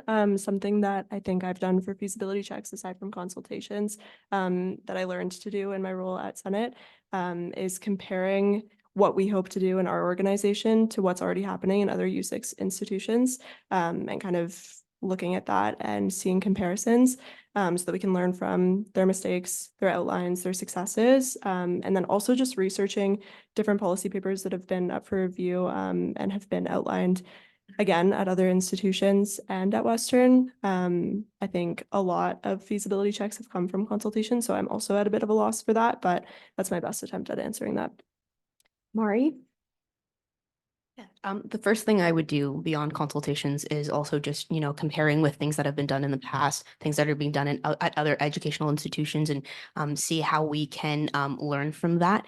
Another thing is also just working on increasing outreach within the USC, specifically with advocacy, and not just limiting it to those within the USC, expanding it to more students at large, to get their opinions on that. And so students are more familiar also with what the USC does in the UA portfolio. But also a final point is the VPUA is supposed to be someone who is, approachable. They're a present face on campus. And I think if elected, that's something that I would want to hope to do is be present and be on campus and physically like in those spaces where students are, just so they feel comfortable coming to the VPUA with any questions they have, even if it's not a concern that is under the purview of UA, it's still a valid concern, and they can kind of redirect them to one of the other execs who kind of deal with that, for example. But yeah, thanks. Eric? To answer your question, while I do acknowledge that in-person, email, and Zoom consultations has been a very vital point towards my platform, I think where else I have expanded beyond consultations is looking at, as mentioned, what has been done in the past, doing research on current policies, and doing research on the current issues and seeing where certain statuses are, seeing updates on the latest initiatives with, let's say, Western sustainability, for example. And then largely for my platform is hearing from students one-on-one, or hearing from students like within my faculty or across the university campus to see, if there's anything that they would like to add their opinions, add their voices, without having a biased approach, of course. And ultimately, if elected as Vice President of University Affairs, my plan is to begin working on those platform points that in a realistic manner. And part of how my platform is, realistic and those goals are attainable is by not setting the bar too high. And as mentioned, advocating for an increased dollars to percentage ratio to ensure that that can be completed. Understanding that also advocacy is a long-term game as well. I think, addressing the core issues such as gender-based and sexual violence, for example, that can be addressed within the 1 year are really important as well. So definitely I'm looking at the short and the long-term impacts and initiatives that my platform will have. Thank you. And Kita? So I think one way I have kind of made sure that my platform is feasible and ensuring everything is kind of like in the scope of UA is kind of reflecting on my past roles. So last year when I was a science counselor, I was actually in the Governance and Finance Standing Committee, or Student Services it's now known as. And then I was also an USA delegate, which fell under External Affairs. And then this year I was AVP UA, which is UA. So that I kind of compared what kind of fell under each portfolio and how they were kind of different from each other. So last year I saw that under Student Services, it's more about like governance and clubs. And then I saw EA is more kind of lobbying to the provincial government. And then I saw UA is more targeted towards Western admin and stakeholders. So that's how I kind of like differentiated. And then for keeping my platform feasible, I kind of mentioned where collaboration was necessary. So I recognize that all the different exec roles are different, but there's a lot of room for collaboration. So for example, I had one point about purple care awareness, and I recognize that that falls under student services, but from the awareness point of view, that kind of comes from UA. So there's kind of room for collaboration. And then the same thing with the sustainability policy paper. That's something that UA and EA and then the president will all collaborate in terms of advocacy. So I think just recognizing where collaboration is necessary is one way I try to keep my platform feasible. Okay, unless someone would like to extend. Councilor Kermack? Motion to extend 10 minutes. Sure. Seconder? Oh, I'm so sorry. Councilor Ratanchi? Are there any questions about extending this an additional 10 minutes? Are there any points of debate or amendments? Seeing as there are none, please raise your placard if you have an objection to extending an extra 10 minutes. Oh. Ooh, yes.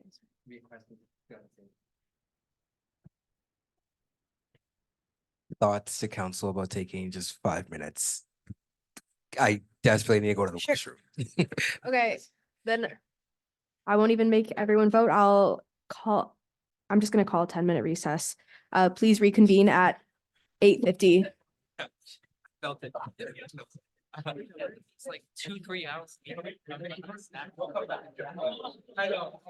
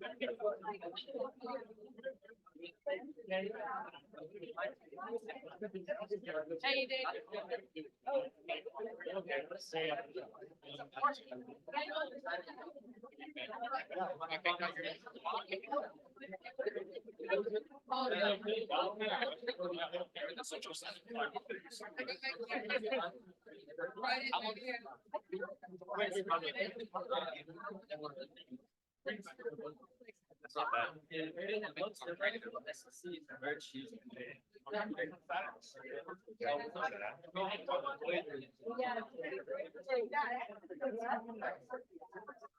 Are you gonna ask for like a sample?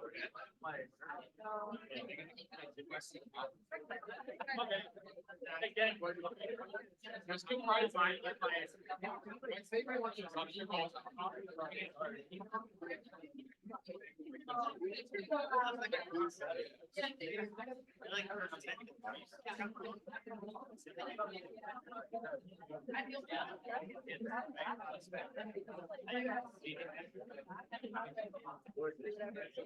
I think it's, they agree with it. I think that's if it's an extra $50, maybe. So how much?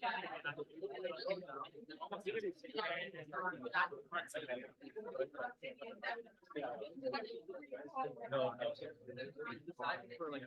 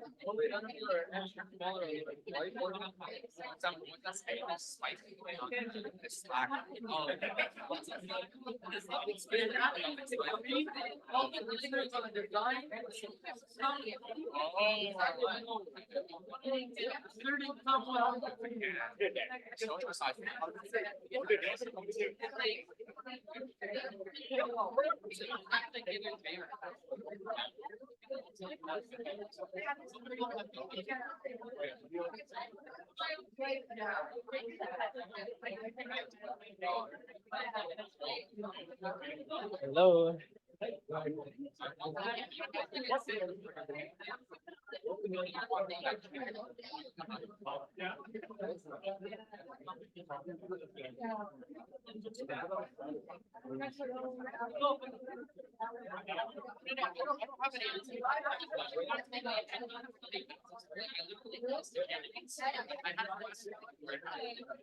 If there's Anything like they, you know, reinforce things, you know. You go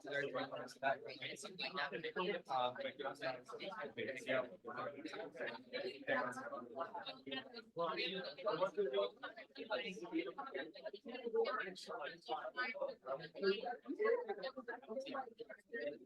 Yep.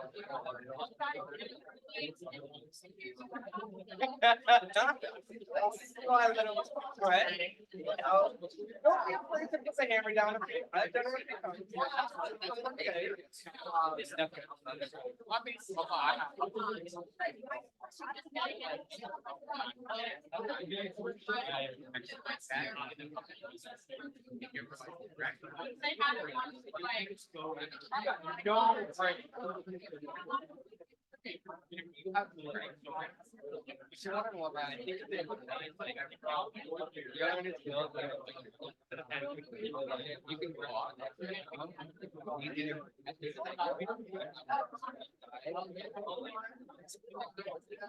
So take your place, no leadership, take that. And again, you have to bring things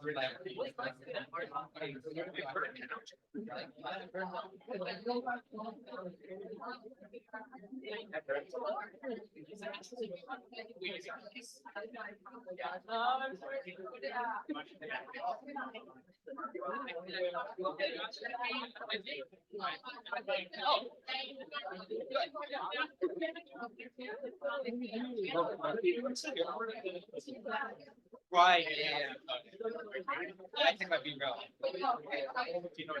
With it, like.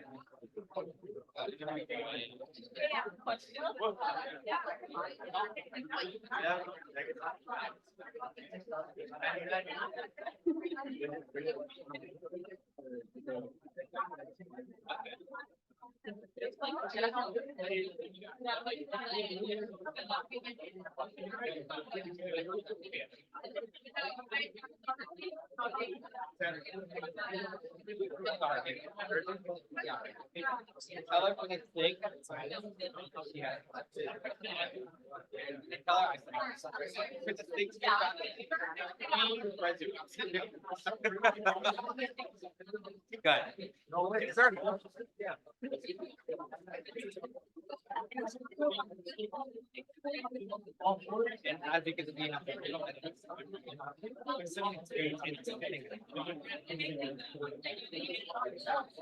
Oh, yeah, yeah, I thought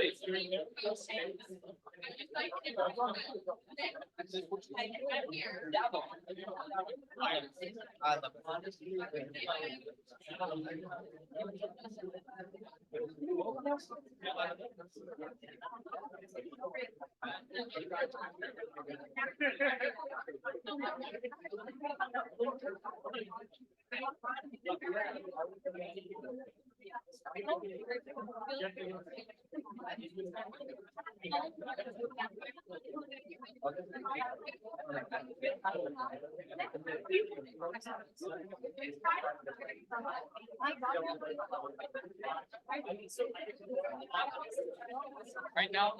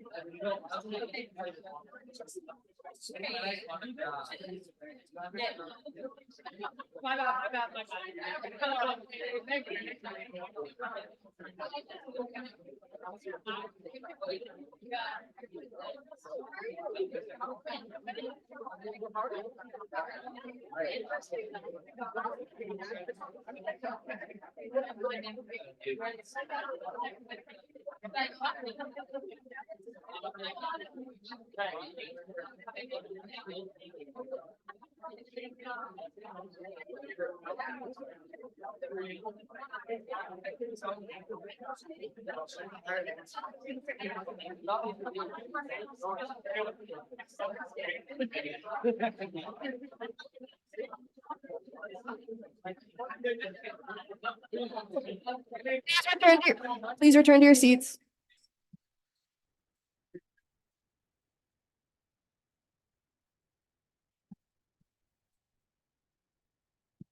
Okay.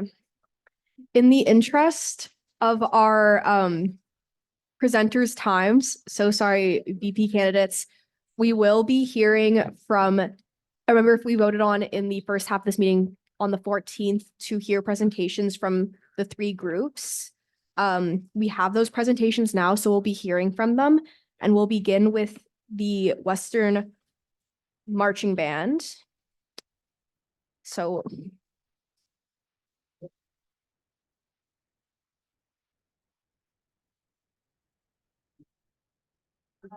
oh, okay. That's not good. It's just a lot of pictures. Okay, you can. Cool. Oh, yeah, that'd be great. Yeah. Like this left. Yep. I think that I didn't vote for me. I'm sorry. I'm not sure why. Oh, okay, yeah, just pictures. Okay, yeah, first picture. Right, and time. Go for whenever you want. Right. Hi there, my name's Quinn Fleming. I'm the director of the marching band. I'm going to speak as briefly as I can to try and sum up the marching band quickly, and then of course the budget responsibilities and the context surrounding the fee that we've been collecting. Oh, it went to the end. Sorry, it went to the very end. Okay, good. Okay. Okay, so fast, you know, if you're more interested, the Wikipedia page, my best friend that helped build the band, it's fleshed out way better than the other schools' Wikipedia pages.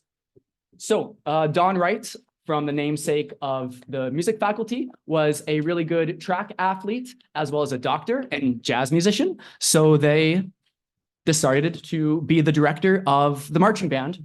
And the marching band was founded in the mid-30s with a donation from the Students' Council to finally start a marching band on campus to get them uniforms. So it was good in the 50s. I'll just skip. It was pretty good in the 60s. Yeah, get the important stuff. Declined in the 70s, along with all the marching bands in Canada. Most of the marching bands were funded from their Students' Councils, and for some cultural reason that I've yet to discover, the Canadian college bands kind of fell out of favor, whereas the Americans went strong and went ahead. And only the Western band and the Queen's bands were still operating during the 70s and up until present. So 80s, things become a little more informal. 90s, we're basically in a special situation where we're recognized as important to the school, as most people might, but it wasn't a formal agreement between the Students' Council. You know, it was kind of like how a lot of college bands exist now. They're either a club or in some sort of gray area. And so this wasn't the most supported group, as well as 2001. So essentially, when I start to come onto the scene is in 2013, and people who are in the club start to have an idea of really trying to get better and make the program more mature in the way it's organized, because having a whole marching band organized just by students that turn over year had mixed success. So in 2014, we come onto the board and formally split off our relationship with the USC. Beforehand, we were using the club's grant system to get most of our equipment and our repairs. So on average, give or take, we're getting about 20,000 in club's grants for the marching band. for equipment, for things breaking down, etc., for uniforms. And so we decided the marching band, and I was in my second year, we would be better off having a referendum where we would have consistent funding. It ended up being slightly less, but because it was consistent, we could hire staff and have consistency year over year. And that's benefited us with the size of the band and how we've been able to program and have different opportunities for students. So just line chart, line goes up. Yeah. So yeah, first year I'm hired on as a student. So with under athletics, I was just getting a couple grand, as most students working for the marching band receive. And line goes up. That's the best photo we've got until the pandemic hit. And so essentially we were proven to give a good use of that 50 cents that we got in 2014. And essentially by the time I was doing this presentation in February of 2020, we had shown considerable growth and we had a lot of cool performances like the 2019's Junos with Loud Luxury, who are alumni, and a lot of cool stuff like that. So quickly, just how it works. We are in a bit of a like octopus with different things attached to different things. Historically, all Canadian college bands have been funded by their USC or their Students' Council. For Queens, that's AMS, and they have a long tradition of supporting the Queens bands with $4.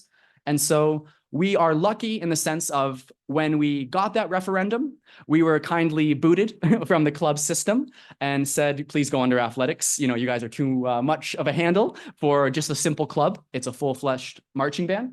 So we have an office administrator called Colin, and he does the POs, he does the contracts. He's the official guy hired working on their athletics. So in that way, I'm hired as a coach in the same way the Ultimate Frisbee team also has a coach.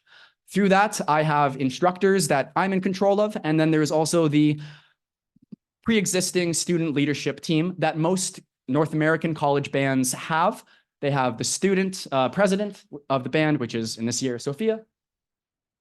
And underneath Sophia, there are basically two groups of teams, the front of the house that talk to members, go to rehearsals, take attendance, you know, remind people of expectations, and the back of the house that has the secretary taking the minutes, the quartermaster keeping things neat and tidy, et cetera, et cetera. The drum major is our captain. So the big context is in 2014, we started a referendum for 50 cents. So we gained signatures and we got onto the ballot and we earned that 50 cents through a popular referendum. And then in 2020, because of the proven success and growth through line goes up and good performances like the Junos, we actually didn't need to go to referendum. The USC exec in February of 2020, the finance chair was Declan Hodgins. They just decided we were doing a good job, that we could be justified to have more funding. So the 50 cents was unilaterally increased to $2, and that could essentially make sure we could hire a director into perpetuity, like into the future, as well as keep up with our equipment costs, which had big and really large amortization costs. So the instruments were breaking down faster than we could necessarily replace them. So right now we essentially have revenue coming in of 97,000. And of course, you can see the majority is coming from the Students' Council. And this is typical among Queens and historically. I wish I had more examples than just Queens, but McMaster as well, they get $1.10, and that's the majority of their funding. And then we have member dues. Members still pay $150 for the whole year. If they join winter semester, just $35 because it's pep band, it's inside, it's easy. We have our own endowment left over from Don Wright himself, from the ghost from 100 years ago. And then we also make money during parades. So if we appear in a parade like the Toronto Santa Claus Parade, they'll pay us $3,000 for the parade. Expenses, as you can guess, the staffing contracts make up the most. But yeah, we also have travel, which is very small. I believe we go to one away football game during the regular season.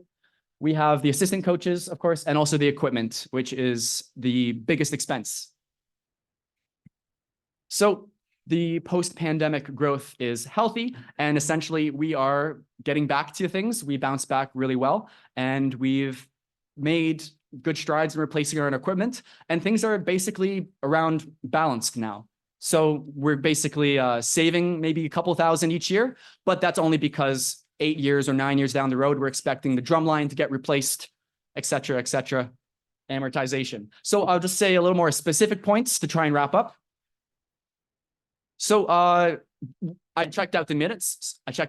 And one of the reasons I was called was the concern about affiliates being associated with the marching band. Sophia started off as Huron. She moved to the main campus, and Ben Baldessaro, the man in charge of our drumline, is from Kings as well. So that's cool. The hard numbers is essentially this many. So from Huron, Brescia, Kings throughout the years, and it's essentially 5 or 6, but the marching band is about 50 or 60. So that 5%, 10% is close to proportional.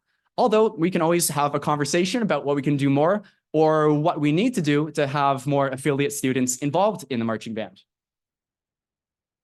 So, the question, quick and easy, is the band's ancillary fee a good use of the funds? So we're the most accessible music ensemble because if you pay your fee, and of course there's like the side conversation about student athletes with financial needs, if you pay your fee, you're given an instrument for the entire year. Or if you want to bring your own, we'll repair it as it gets damaged. You get a brand new pair of shoes, as well as the whole marching band uniform to return, and then, the instruction for a year. So it's accessible in that manner, in a sense of the music faculty has auditions that bar kids. We don't bar kids from joining. And we essentially don't audition people formally on their instrument skill. I can talk more about that, but it's essentially an easier thing. We have a Dance Revolution pad, one of those like $30 things on the side. It's really good. That's the audition. So it's easy like that. We only have contract staff. So I'm kind of talking the only employee of the marching band. It's just a contract. It's renewed year over year. There's no benefits. I'm starting to get emails about a pension. That's cool. But so you can look in the contract. It's essentially just a simple honorarium, cut and dry. There's no dentists or stuff. You can check my teeth. We're also basically the best value across Canada for college marching bands. That's a subjective statement, but if you like and you're curious enough, you can go and look at Queen's bands, McMaster bands, UBC, as well as Windsor, and you can compare and see how we compare. Queen's gets $4, we get $2, McMaster gets $1, and it's a subjective statement, but a lot of people can agree that for $2, we're getting a really good bang for our buck. And essentially, we're matching the history of the cheerleaders and in some sense, the football team of having one of the strongest programs in this area, right? If people don't know, the cheerleaders have been champions for 30 years. Marching bands don't have competitions, but if they did. So in a sense, productive, I'm assuming we're not gonna take away the funding. So we can talk about what we can do with this $2, right? With things we have just at the table here. So because we moved over to athletics, we weren't able to access the ways that are different clubs can be promoted to students. So we can have a conversation about clubs week and having a booth for that. If you guys want, if we want to talk about having more HBK kids in, or just kids in general. We can also, thinking big picture for the orientation week, there's the band president and as well as the head cheerleader. So these two people don't usually hang around UCC meetings, or USC meetings, pardon me, but they're the senior members and the most respected members of the cheerleading team and the marching band. And you can guess that they just sincerely care about spirit and tradition and people feeling included at Western. So as we plan for orientation, one of the things I've noticed is that when USC supports the football game, we actually have some of the best attendance in the country. Right. And so it doesn't have to be football, but the whole thing is with football and marching bands and cheerleaders is that it's the community gathering event, right? Where everyone can get out together. It happens to be football because it's Canada, happens to be a marching band, but it's these things that we can do to be together in the time that we have. For example, some people that have been around the USC for a long time know the Western song Off by Heart. Can I get some nods? Okay. But I'm also going to drop something, is that that's not actually the real Western song. It's close. It's not the right melody. And I put up that YouTube video so that people could listen to it. But then I saw the meetings of you guys just listening to it and no one singing along. So I took it off. It's not there anymore. You're going to have to learn. right? And so we can do things like forcing the softs to memorize the 1 minute song, Western song, right? Because there's EDI, it's essentially the I, it's the inclusion. We have our own anthem. We have our own nickname. We're the Mustangs. We have our own Saturday gatherings. They're football, right? And there's a big one that's homecoming where all your older siblings come back, right? And so building on that and using the momentum in student culture to really have people feel included and do what we need to do, to have people have their own space, but have the main, culture on campus being something everyone can be a part of. And that's essentially kind of the teeing off point. Things like the fight song and really encouraging the football game with the frosh and with homecoming. Those are the things we can really do together to get the best out of the $2. So that's it. I hope it kind of wrapped it up fast. You can always hit me up and I'll talk more. I'm assuming that's like I'm going over time. Right. Okay, cool. All right. Well, yeah.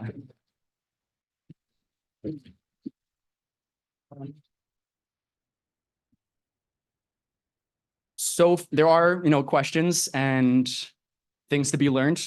I can talk very long about it, but. Counselor Ho, go ahead.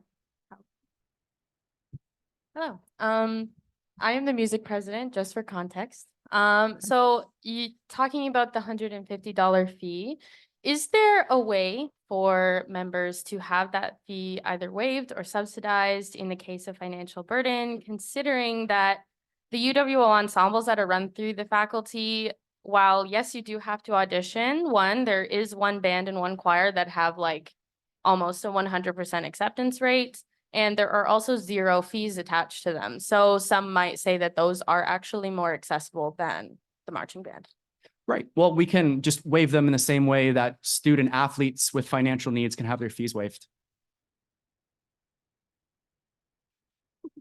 Quick answer.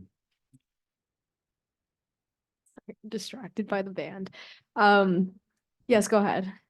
Councillor Chan, I had a question about the parade specifics. As a part of your revenue side, what does the process of booking those look like? And do you have any projections on what that would look like in the next couple of years? Yeah. So essentially we have our fall semester where the marching band's turned on and the winter semester where it's pep band and it's essentially, quick description turned off and it's casual. So when we have football playoffs, that's essentially in November when we have weekends free or not free to do parades. So with that, I basically in the spring just get emails. Parades are usually organized by like a Lions Club or a Legion Club, a group of community members. And so it's usually a back and forth about the honorarium. It's always more than transportation. That's the bare minimum. And so I do have, the communities, the lists, the dates they're available. And essentially, as we go through the playoffs, if we win, I call them up, say, hey, sorry, we got to cancel. And yeah, so the budget, we lose that $600 of profit from the parade, but that's kind of like focused on the athletics type deal. And then, yeah, so essentially it's a couple grand of parade profit minus the busing expenses.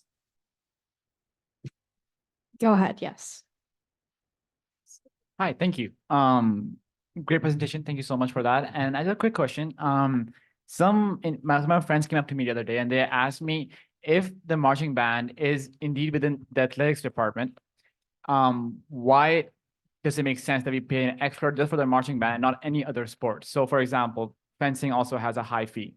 Why do those students pay all by themselves, but who have no relation with marching band have to pay here? I was just hoping for your input on that. Yeah, historically, 100%. Canadian college bands only exist when they're supported by their students' council. And that's why we decided to have one, and we decided to have a lot of good things at Western, and that's that. Go ahead, yes. Counselor Lan, you mentioned that the drum line needs to be replaced in 10 years down the line. So the $2 that we currently pay every single year, are you saving a portion of that to pay down the line, or is it just you're gonna get funding later? Yeah, so with the band, we have the maximum size it can get to with the funding it has. And from that, we have how many instruments we can reasonably expect to have to provide. And then the ones that we actually have as our own assets, they degrade over time. And then that's just calculated as the amortization. So as the sousaphones that have like a 12, 14, and it is just a professional guess, we divide, the cost $10,000 of a sousaphone, maybe 12 years, divide that, and then put that in a line in the budget. So we have been saving and putting away. And yeah, we're not necessarily rolling around with fancy stuff, but it's floating. Yeah. Okay, I believe that exhausts our time, but I believe you are available if there's anyone would like to ask any further questions. So let's give a round of applause, please.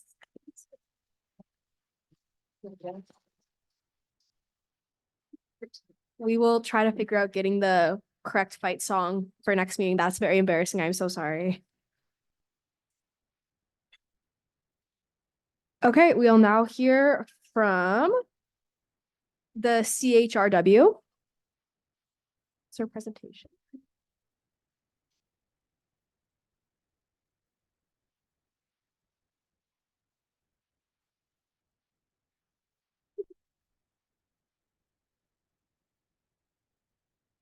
Careful, I haven't said anything yet. So actually, the first thing that I'll say is if anybody, I don't have any, for somebody who spends his whole life messing with computers, I don't have any high-tech presentations, but I do have a big stack of papers. And if anybody wants the papers, they can have them. It's just basically everything that I just am saying. Maybe do you guys have a protocol for this? Maybe I'll just pass. Yeah, just pass. I'll dump a few off. Okay, I'll dump a few off on the side.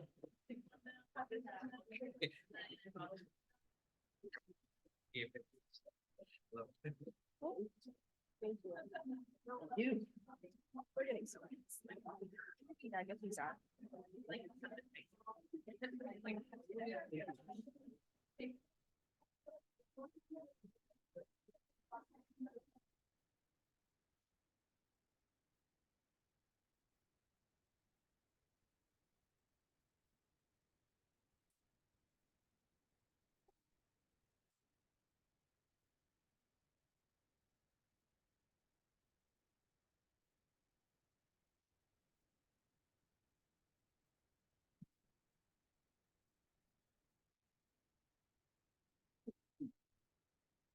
Maybe it could be lubricated in the bendy bit. I'm just going to start talking and then you can ask me questions and I'll talk a little bit about what the station is. I'll go through the numbers very quickly because there's only 10 minutes allotted. I really can't get into a lot of detail, so I didn't plan to. But we are in room 250, a short walk away. We are there every weekday. You can come and shake us down for all kinds of information. And for those who are here who know me, you'll know that you can ask me a question and I can talk for like 45 minutes easily. So here we go. Radio Western has been broadcasting 24 hours a day, 7 days a week on 94.9 FM or 94.7 FM since October 31st, 1981. It can also be heard via a myriad of other ways, including a web stream, smartphone and smart TV apps, an Apple Music station, a Rogers Cable TV channel. It currently has 5 full-time staff and 102 active volunteers, and Western undergraduate students and other of both Western undergraduate students and other campus and community volunteers. Prior to the pandemic, the number of volunteers was indeed higher, but station access issues and staffing shortages have limited the number of new volunteers we can take on at this time. Radio Western has a history of kickstarting the careers of many successful media personalities, including CBC's The National anchor Adrienne Arsenault, who was really just a general arts and sciences student here at Western, kind of wondering what she was going to do, and wandered into Radio Western one day and said, "What's going on?" And somebody handed her a script, and now she's the lead anchor of the CBC. Global Television's W5 host, or former W5 host, I think they're phasing W5 out, Kevin Newman, ESPN Sportsnet Blue Jays announcer Dan Schulman, and Hockey Night in Canada co-host Elliot Friedman. Radio Western offers students the ability to gain professional training and experience in broadcasting, news writing and reporting, live sports reporting, music and spoken word program curation and production. audio engineering, video production, marketing, promotion, and social media website design and management. And radio, yeah. TLDR on that, we do a whole lot of different things. We're not just a radio transmitter. We're social media, we're marketing, we're advertising, we're events organization, we're liaising with downtown London and all different people all over the place. Yesterday, we had a delegation from the United Nations come through and hang out with us through the radio or through the London UNESCO City of Music situation. And then I wrote in bold, Radio Western also provides an essential and effective communication link to the general population of London and surrounding area, which can be used to promote many of the positive things happening at Western University. The issue with that the reason that's important is if Western wants to get word out to this general London populace, they can print things and put them up. They can put things on the web, but the general populace may not look at it. But the general populace spends a lot of time sitting at red lights in traffic on their way to work and hitting skip on their car stereos. Statistically, almost 9 out of 10 people who get in a car turn on FM radio just as a force of habit. They don't stream from their phones. They don't run Spotify playlists. They don't do all that stuff. Everybody thought 15 years ago that commercial radio would be dead because the internet and on-demand music would kill it. And what they discovered was that people are too lazy to do that. They want curation. They want to hit a button and have sound come out that they don't mind. And if they turn on commercial radio, they're going to hit that button. And if it's during morning drive time, for example, and they turn on a commercial station, they might hear as many as 23 minutes an hour of ads. And if people are on their way to work and they're kind of murky and they don't want somebody yelling at them to buy something, they'll hit skip and they're going to land on either us or the CBC. I love the CBC, I really do, but they are kind of one flavor of ice cream all the time. We are so many flavors that nobody likes all of them. But we do have a significant listenership. And I really love the idea that we are, to use a pun, we are a vehicle to get information about Western and what all the cool things that happen at Western out to just the average person on their way to work in the city. And I think we need that. The next section, current status, I wrote, while Radio Western has a 4-decade history of service to Western and the surrounding community, many things needed to change to keep Radio Western relevant going into this age of social media. Our competition is no longer Jack FM or Fresh 103. It's Instagram, Snapchat, YouTube, TikTok, etc. So we operate a bit less like a traditional radio station and more like a creative tech company. While the pandemic was obviously an almost total disruption, it coincided with an almost total change in management, staff, and volunteers. Almost nobody at the station right now was here before the pandemic. We're all kind of new in our roles or have been since the pandemic, and we're kind of building a whole new house, so to speak. This allowed us to remove almost all institutional inertia and start fresh with new concepts about what Radio Western was, who it was for. And while rebuilding has been slow and challenging, we're starting to see the positive results of our restructuring. We have talented staff, good technical facilities, loads of volunteers full of great ideas, and an enthusiastic market of listeners. We really have put more Western into Radio Western. I could talk about that all day long. The backstory on that is enormous. And we strongly encourage all of you to use the resource we have become. We are your radio station. Let us help you define who you are and what you do. I can't say that enough. One thing I've always wanted to do at Radio Western is hire a person to just walk around, not even just main campus, but all the affiliate campuses, even like go down by the 401 and see the cool 3D wind tunnel that makes tornadoes, and go to all the different things that are relative to Western and just sort of like knock on the door and say, what's going on here? Because this is awesome. And get it on the air, get it out to that person who's sitting at a red light. And Western has one of the lowest student retention rates of any university in the country. People come to London, go to Western, and immediately leave London. And part of that is because there's been a bit of a disconnect between London as a city and as a place, and is it cool or not? and Western as a place where people come and go to school and leave. That's unfortunate because London's actually a pretty cool place that has a lot to offer. And a lot of people come here for 3 or 4 or 5 years and never find out about it. A better dialogue between Western and the city, I think, would be really a cool thing. And we can help with that. Note, this is a little side note. The biggest roadblock we currently face involves having access control to the station to allow us to broadcast live during evenings and on weekends, rather than relying on pre-recorded shows. We're doing our best for this, but much of it is out of our control. We need to have our own card access system for our station door so people can come and go. Right now, we just have a key, and we only have 4 keys, 3 keys. And it's really kind of handcuffing us at the moment. We've been working on it for a long time. Hopefully we can get it to happen, but that's difficult. Now we get into the budget considerations. Working our way out of the pandemic, our 22-23 fiscal year was still fraught with unpredictabilities.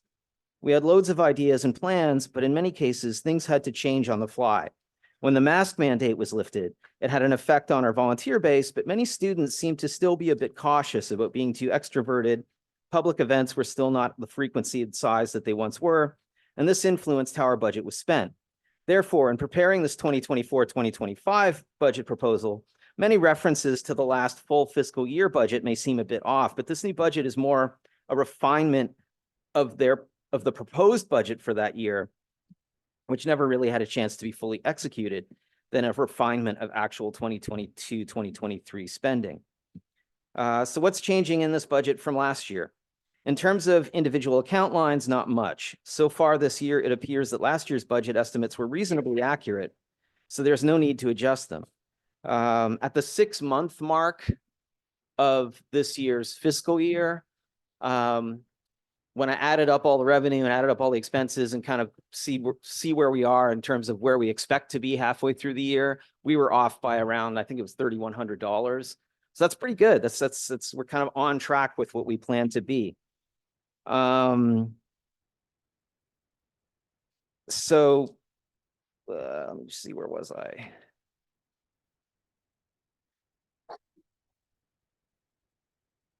Revenue is expected to increase slightly due to the annual enrollment increase from 36,320 to 37,600 students, as predicted by Western's Office of Institutional Planning and Budgeting. But in addition to that, we are proposing a 1% increase of 11 cents from the current $11.14 per student to $11.25 per student in 2023-2024. This was suggested to us by the USC Finance Department and would allocate an extra $18,395.20 for the upcoming fiscal year's budget, which will primarily help to cover rising operating costs and salaries due to inflation. At a Bank of Canada calculated inflation rate of 3.3%, this results in an effective 2% loss in operating revenue when inflation was factored in.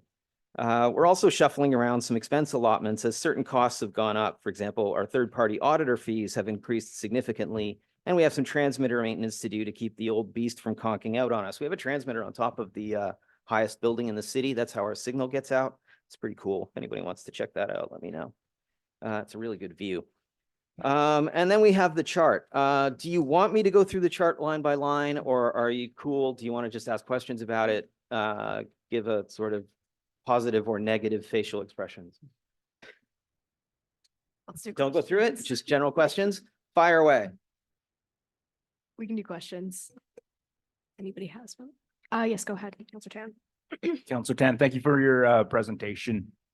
I'm just looking at the revenue side of this, and I saw that there was a bump between 2022 and 23 from about 400 to 3,000. What is the future outlook on fundraising revenue, and what was the cause of the bump? Yeah, well, the 3,000 is kind of like, it's what we hope we can get if we can get that going. Fundraising during that year, again, sort of coming out of the pandemic, like a big part of this too is like, we're figuring out how to do this. We're figuring out how much human resources it takes to run the station the way that we want to run it, which is very different than the way that it used to be run. And so we make a lot of guesses of how much time it's going to take to do this thing or that thing. And also the market that we fundraise from is people that are at times in states of, I don't know, more financial difficulty than another. If the general economy is suffering, if people with small businesses who might advertise with us or offer us money are suffering, then generally there's just less money that's going to come in. As the economic conditions improve, as things improve, as more people get involved with the station, as more people know about the station, which is another really big thing that we've been working on, then we can kind of start to get more money and more money. When the station was like mega thriving because campus radio was the coolest thing in the world because the internet hadn't been invented yet, Radio Western was making like $6,000 to $7,000 in fundraising a year. So really, I look at that 3,000 as really, it's like a target we're trying to shoot for. And something that we haven't done is we haven't done like big fundraising drives in the last couple of years. And the reason we haven't done that again is because we feel like a lot of our market doesn't have a lot of money to give. And secondly, because we didn't feel when we started out that we were very cool. And I don't know if you've ever seen the scene in the Social Network movie where the one guy's going, we need to start advertising and charging money for Facebook. And Sean Parker says, no, we have to be cool before we can start asking people for money. And we're trying to make ourselves cool. As we get closer to that goal, hopefully, it enables us to be able to ask people for money and actually get it. Does that answer the question? Could I do a quick follow-up? From your answer, I got that the fundraising was primarily like more grassroots funding. Have you looked at approaching higher net worth individuals for larger lump sums or like consistent sponsorships from them? And what would the value prop for those folks look like? With like who can you give me an example of who you would be? Like all those great people, CBT the National. Right. Yeah. Okay. We don't have a lot of contact with them. We actually did. We had a bursary from Elliot Friedman that went to sports reporters and people who worked in our spoken word department. And that kind of petered out. It's a cool idea. It's something we'd like to do. I guess part of it is that we have a whole lot of cool ideas of things we'd like to do and we sort of work our way down the list, and we haven't really gotten to that one, but it's a good one. Yep. Hi, thank you so much for your presentation. Just very quickly, and forgive my ignorance in radio, but when people listen into the radio, is there a certain way we can know how many live listeners you have at any time? Absolutely not. There are these things called radio station ratings. Well, first of all, I'll explain. We have an antenna on the tallest building in the city. It shakes the air really fast at 95 million times a second. And then anybody anywhere with an antenna that can decode that can listen. And there's no way to count it. You can get radio station ratings. And sometimes in a big city market, you'll hear, well, this station had a rating of such and such. The way those ratings are done is through phone surveys. And the phone surveys are done by these old companies that have been around forever, like Numeris or whatever. And we could pay $7,000 or $10,000 to have a survey done. The problem is they call people from calling lists that are still largely landlines, because most of the people in this room's cell phone number probably isn't on any calling list for somebody like that to call. And so you end up with a wildly biased result of the survey to people over the age of like 55. Which is not our market at all. So to spend a bunch of money on a survey wouldn't really give us an accurate thing anyway. So there isn't really a way to know. I mean, the only way that we know is just people call into the station, people email us, people contact us. We had a situation in 2021 in the winter where our transmitter had a catastrophic failure and we went right off the air for like 7 or 8 days. And that's when we really knew we had listeners, because we had people calling and emailing, what's going on? What's going on? Are you guys shut down? They were freaking out. Yeah, that's one of the weird things about radio and even broadcast television is there isn't really a way of knowing. In really big cities, they do another thing. Well, they'll hire people to walk around with these weird little things hanging around their neck that just listen to the ambient sound all day. And if it picks up something that correlates to what's currently being broadcast on a radio, it's like a hit. But I don't think there's just not enough radio in London for that to work. It works in New York City. Thank you. Just a quick follow-up. So will it be accurate to say that there is no metric to decide if one segment is more successful than another segment, or just As in like sort of one radio show might be more successful than another? let's say you have two radio sessions, one today, one tomorrow, and you can't tell which Right. one has a higher viewer count or which one is most Nope. quote unquote successful. There's no way Awesome. really to Thank know. You just kind of go on your instincts. Gotcha. Thank you. Okay. Counselor Gleed. Hello. So I just had two kind of quick due diligence questions, points of clarification. So in the expenses portion of the budget provided, you mentioned that Pricewaterhouse Coopers fee Yes, has increased. massively. We're still recoiling from it. It doesn't look like a friendly number. But I'm wondering if you've done any due diligence to look for substitutes or replacements for them, if that's possible. To be honest, we have been advised not to do that. The reason we use the specific people at PricewaterhouseCoopers that we use is because it's the same auditors that audit the USC. And so when they come in with our results, nobody questions the accuracy of the results because it's the same people that everybody else uses. Okay, awesome. Thank you. Noted. And then the second thing was for the USC administration fee. I just want to clarify, is that a club fee that Radio Western pays back to the USC? No, that's the same thing we have, because we can't do our own payroll or anything for our employees. It's the USC's finance department that does that. And so we pay a fee to the USC finance department to do our books, basically just to do our payroll and keep track of our bank accounts. Okay, thank you. Counselor Howe. Hello, thank you for your presentation. I was just wondering, what opportunities are there for students to be involved with Radio Western, kind of above and beyond just listening to the radio? Seeing as we have a lot of musicians and other talent on campus, where are those opportunities to get involved and possibly make this fee feel a little bit more worthwhile for those students? I don't want to sound like I'm being overly complimentary in a weird way, but that's like the best question in the world. That's what we want people to ask, because the best thing to do is just come over to the station. We're there basically between 9, 10 a.m. every day until we all burn out and go home between 6 o'clock, or sometimes way later. Sometimes we just don't go home. And just come and see what's there. We have a really awesome recording studio. We have stuff to produce every kind of media imaginable. And we just want people to know about. We want more people. We want, as many people to come as possible. You mentioned music students, for example. We have a recording studio. It's an awesome recording studio. I spent 30 years designing and building and maintaining recording studios before I came here for people all over the continent and beyond. And we used to have a full-time production person to operate it, but as demand went down over the pandemic, we let that go. We could bring that back again. We have there was a single that came out a week ago by somebody who was a student who actually hired an engineer from Toronto to come down. They made a whole record there.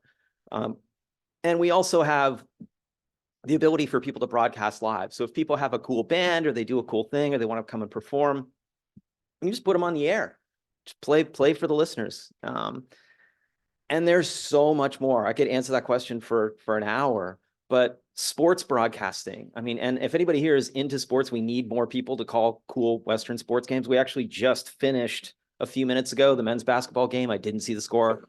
We're planning, if they won, to go on and do the Wilson Cup. So people who are into sports, come bug us. People who are into news, come bug us. People who are into doing social media, come bug us. That is our lifeblood. It's just people coming into the station and seeing what's going on and going, that's interesting. Can I do that?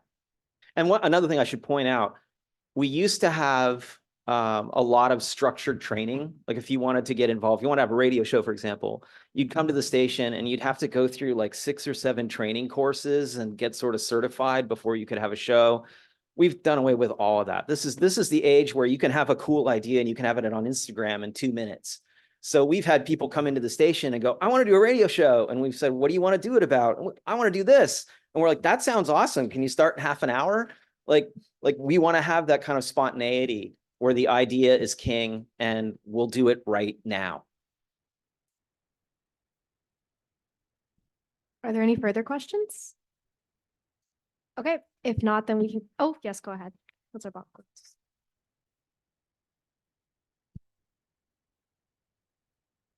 Hi, thank you for your presentation once again. Unfortunately, I really hate to ask this question, but you mentioned the point where basically you felt like London, Ontario needed to be a little bit more connected through the radio, if I'm not mistaken, correct? So, well, unfortunately, to point out the obvious, for me, when I came to Western, my whole point was to get an education. Well, regardless of whether I stay in London or leave London, I don't necessarily see why I would necessarily be willing to, say, fund Radio Western, because unfortunately, I am one of the people that don't necessarily use it as often. So I want to hear what your what can you exactly give me as just as a student, not as a counselor, like I don't know how to really properly say it. I think I know where you're getting at. Not to be interrupter guy. I think I understand your point.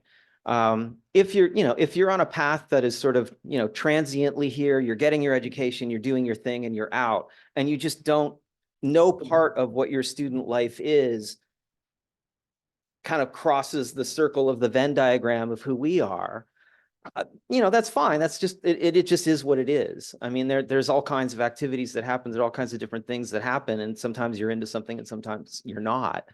I mean, would it be possible to set it up where everybody makes a decision about whether they contribute the funding or not based on whether they're interested in it and whether they're going to use it?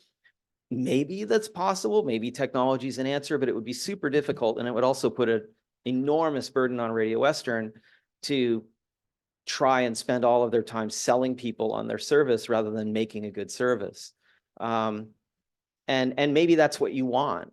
But for us, we're just trying to be the best campus radio station ever and reinvent what campus radio is actually, in a lot of ways. And that's just that's our thing. And if your thing isn't part of that, then your thing isn't part of that. But I mean, there may be other things that you pay for that you don't end up using either. So hopefully it's just not enough of an amount of money that it's a burden that's really going to mess you up. Yeah. So, I was also wondering, if that is the case, I was wondering how exactly you would market basically Radio Western, not only to the rest of the USC, but also maybe even to affiliate schools. How exactly would you get connected with us if your headquarters is situated here, for instance? Well, our headquarters, that's something we really like, especially for affiliate schools. That's something we really want to do. I mean, it's funny. When I first came into the job in this current state that I'm in now, which was at the peak of the pandemic, I remember asking people like, because we have these boxes, we have like a little cart that we can carry around, and we have some other things, and we can do radio from anywhere. It's how we do our remote sports broadcast. And we love the idea of just getting out to different places and involving people, going, we'd love to go to affiliate schools. We'd love to go to all these different things and be like, we're going to do radio from here today. And anybody who walks by who wants to contribute something, or we can interview people and talk to them about their studies or interesting things that they're into, or whether they like or hate Taylor Swift, they can come in and be involved in that conversation. And it goes out over the air to everybody who's listening. That's a really big part. Like, another thing I didn't even begin to start talking about is that we have a pretty clear idea of where we want to go in 5 years and in 10 years. And it's way bigger than we are now. I mean, we really feel like the pandemic was starting at zero with all new people and a new philosophy, and we're building up kind of like a tech startup almost. And it's also become a lot more technical than it used to be. It used to be people just come in and bring CDs and play them, and that's crazily enough, even as late as like 2016, that was how the station mostly ran, was people coming in with a box of CDs and playing them on the air. It's, you know, we're a totally different thing now. And so we want, as I said in the thing, we're your radio station. And that includes everybody, not just main campus. And we want to bring what we do to other places just so more people can be involved. Thank you. Okay. In the interest of time, I think we're gonna thank our presenter. Thank you so much. This is actually very informative. What's the best channel to contact you if anyone has any further The questions? best way to contact us, really, I mean, you can always email me at timothy@radiowestern.ca, or you can email volunteer@radiowestern.ca, which will get to a whole bunch of people and you'll get a response. But really, we're so busy and our email inboxes are such fire hoses because every musician on planet Earth is emailing us, begging us to play their record all the time. Just come to the station. If you're here for having a sandwich, if you're going to the Spoke for something, just come over to room 250 and walk in and say, hey, I'm just curious about something, or I want to talk about something. And that's really the best. That gets you the answer right now. Thank you so much. Room 250, other side of the atrium. I know it's kind of around, you got to kind of follow the signs and go around the corner, but if the door's unlocked, push it open and just snoop around until you find somebody. We're all pretty friendly.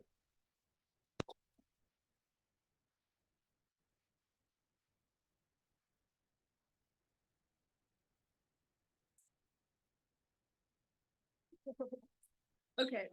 We'll now hear from the Gazette. I believe Estelle is here. Yes.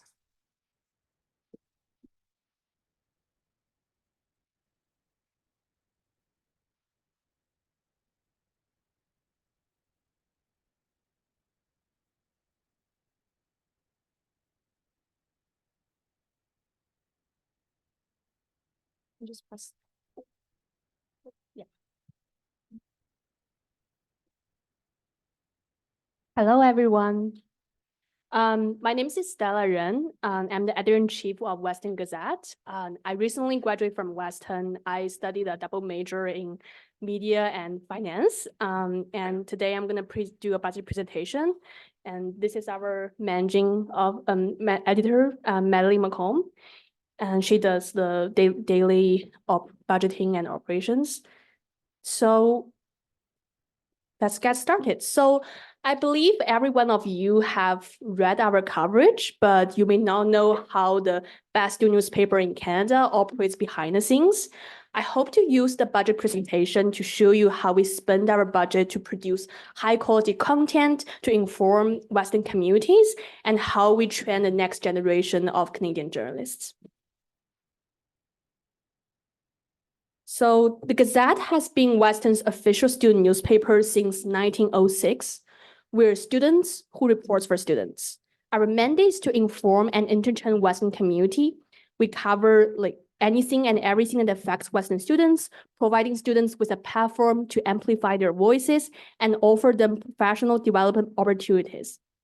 Given Western doesn't have an undergraduate journalism program, we're the only training ground on campus for young journalists. And we are a diverse team of student editors and volunteers who decide and create all content published in print and online.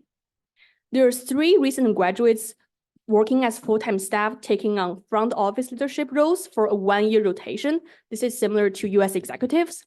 And we have 27 editors who are paid in honoraria, similar to AVPs.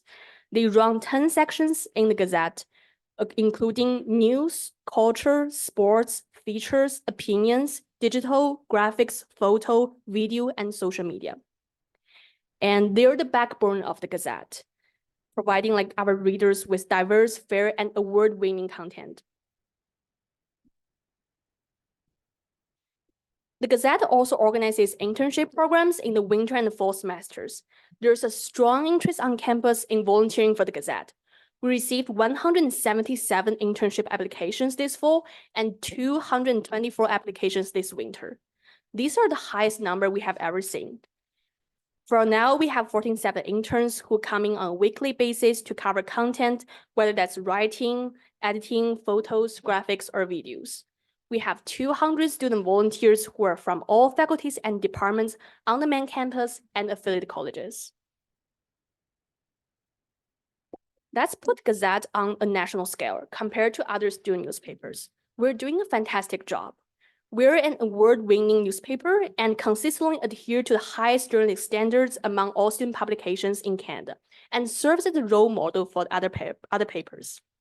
In Canada's largest student journalism conference last weekend, the Gazette won the Publication of the Year award, Features Reporting Award, Sports Reporting Award. We had 10 nominations, the most among all student newspapers. We also won the Student Publication of the Year two years ago.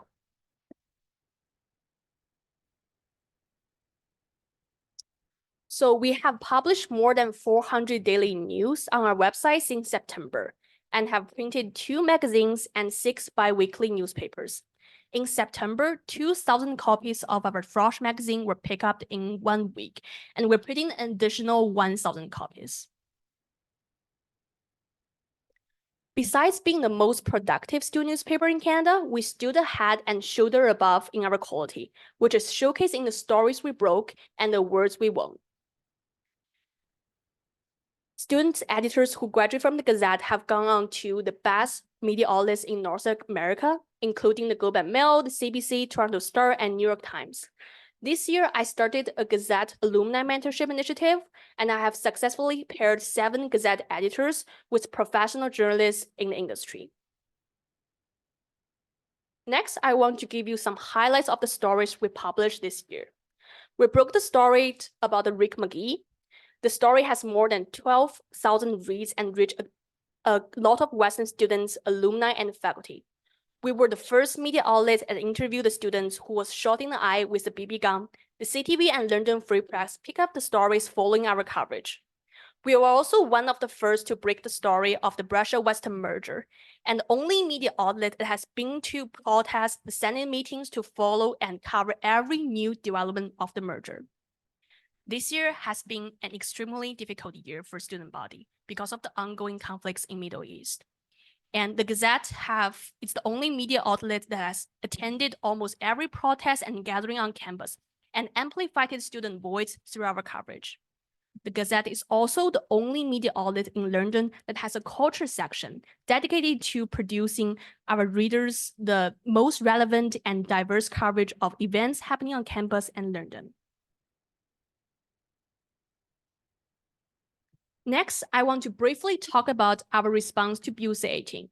As you may know, Bill C-18 mandates tech giants to compensate news outlets for the content shared on their platforms. Meta, the parent company of Facebook and Instagram, has blocked Canadian news content from their platforms, including student newspapers. We lost our Facebook with 9,200 followers and Instagram with 7,000 followers.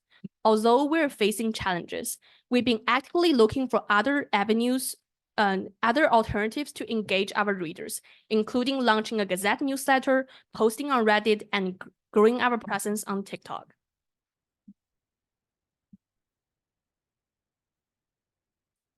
With all the information I provided above, I want to walk you through the Gazette budget breakdown.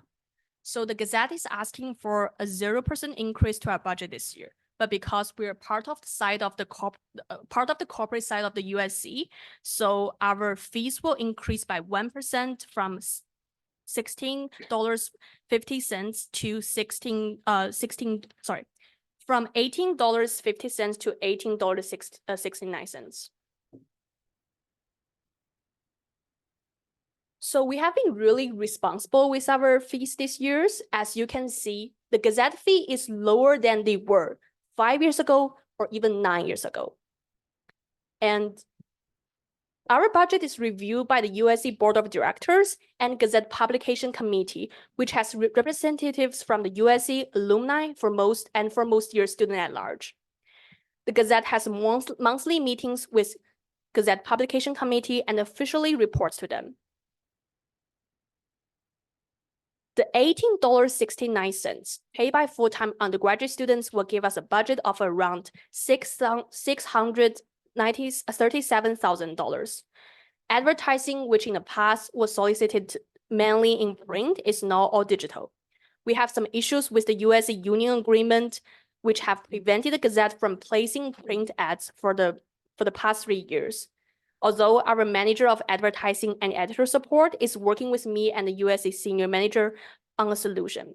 Our online advertising revenue, while modest, helps offset some costs of our websites. The Gazette has 2 departments, the editorial section and the back end. In the editorial section, as I mentioned before, we have 3 full-time staff, 27 masthead members. Dan Brown, our editorial support manager, is part of the back office. He is a famous journalism professor and a former CBC reporter who has been in the journalism industry for more than 20 years. And Dan talks with the printer, maintains external partnerships, and mentors the front office and the masthead. Out of our revenue, around $437,000 will be allocated to editorial board, and the remaining will be allocated to the back office, contingencies, and capital. Our editorial budget is divided into 12 lines. 77% of the budget is used to pay all the people on the masthead, including the honoraria of the masthead and the salaries and benefits of 3 full-time staff members, namely myself, the deputy editor, and managing editor. Printing, staff appreciation, subscriptions are the other main expenses, accounting for 15.9% of our budget. Next, I'm going to walk you through the main expenses.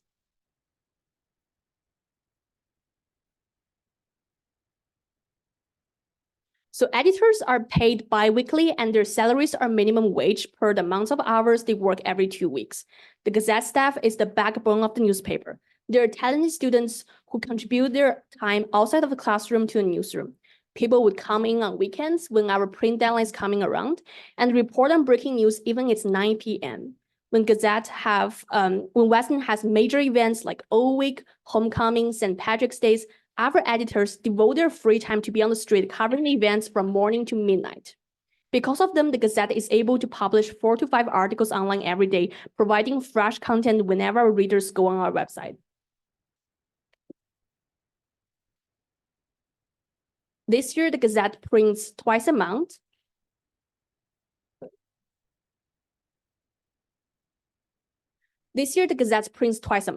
The print schedule includes 2 magazines, one for our frosh issue and another for our annual sex issue, and regular 8 to 12-page newspapers in print every other week. There's immense value in our print products. It is an advertisement for the Gazette. We're vulnerable to losing access to our audience on social media.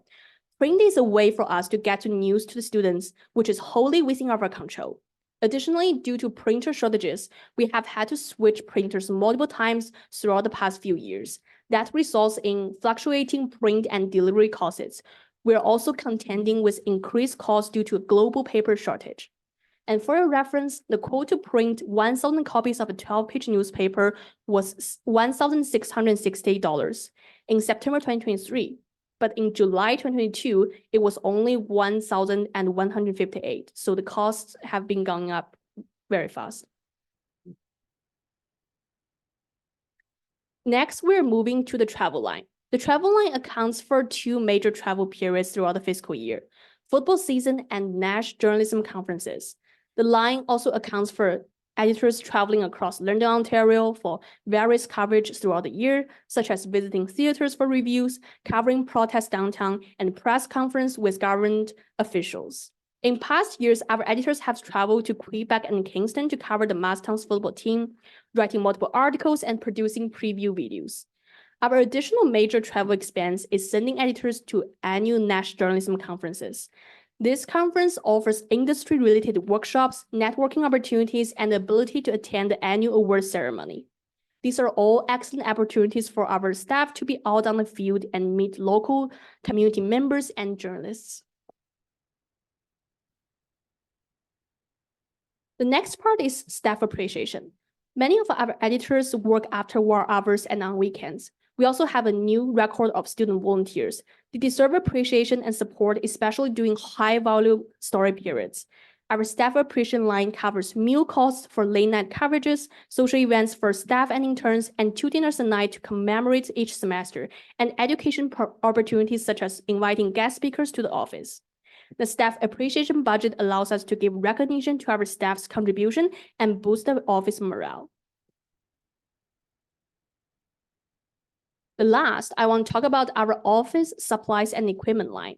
So this line covers the cost of our primary communication and workflow platforms and maintenance fees, our photo, video, and computer equipment and software in our office. We have state-of-the-art photo and video equipment that gives students the opportunity to gain hands-on media production experience without fronting the cost. So in a summary, there will be no major changes in how we spend our money next year.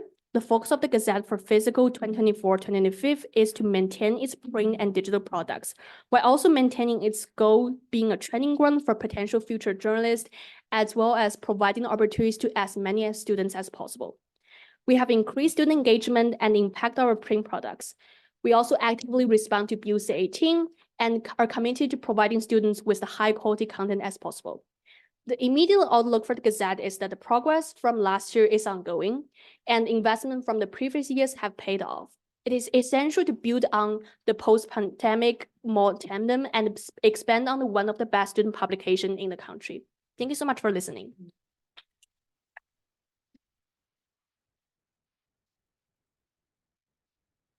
We can take questions now if there are any.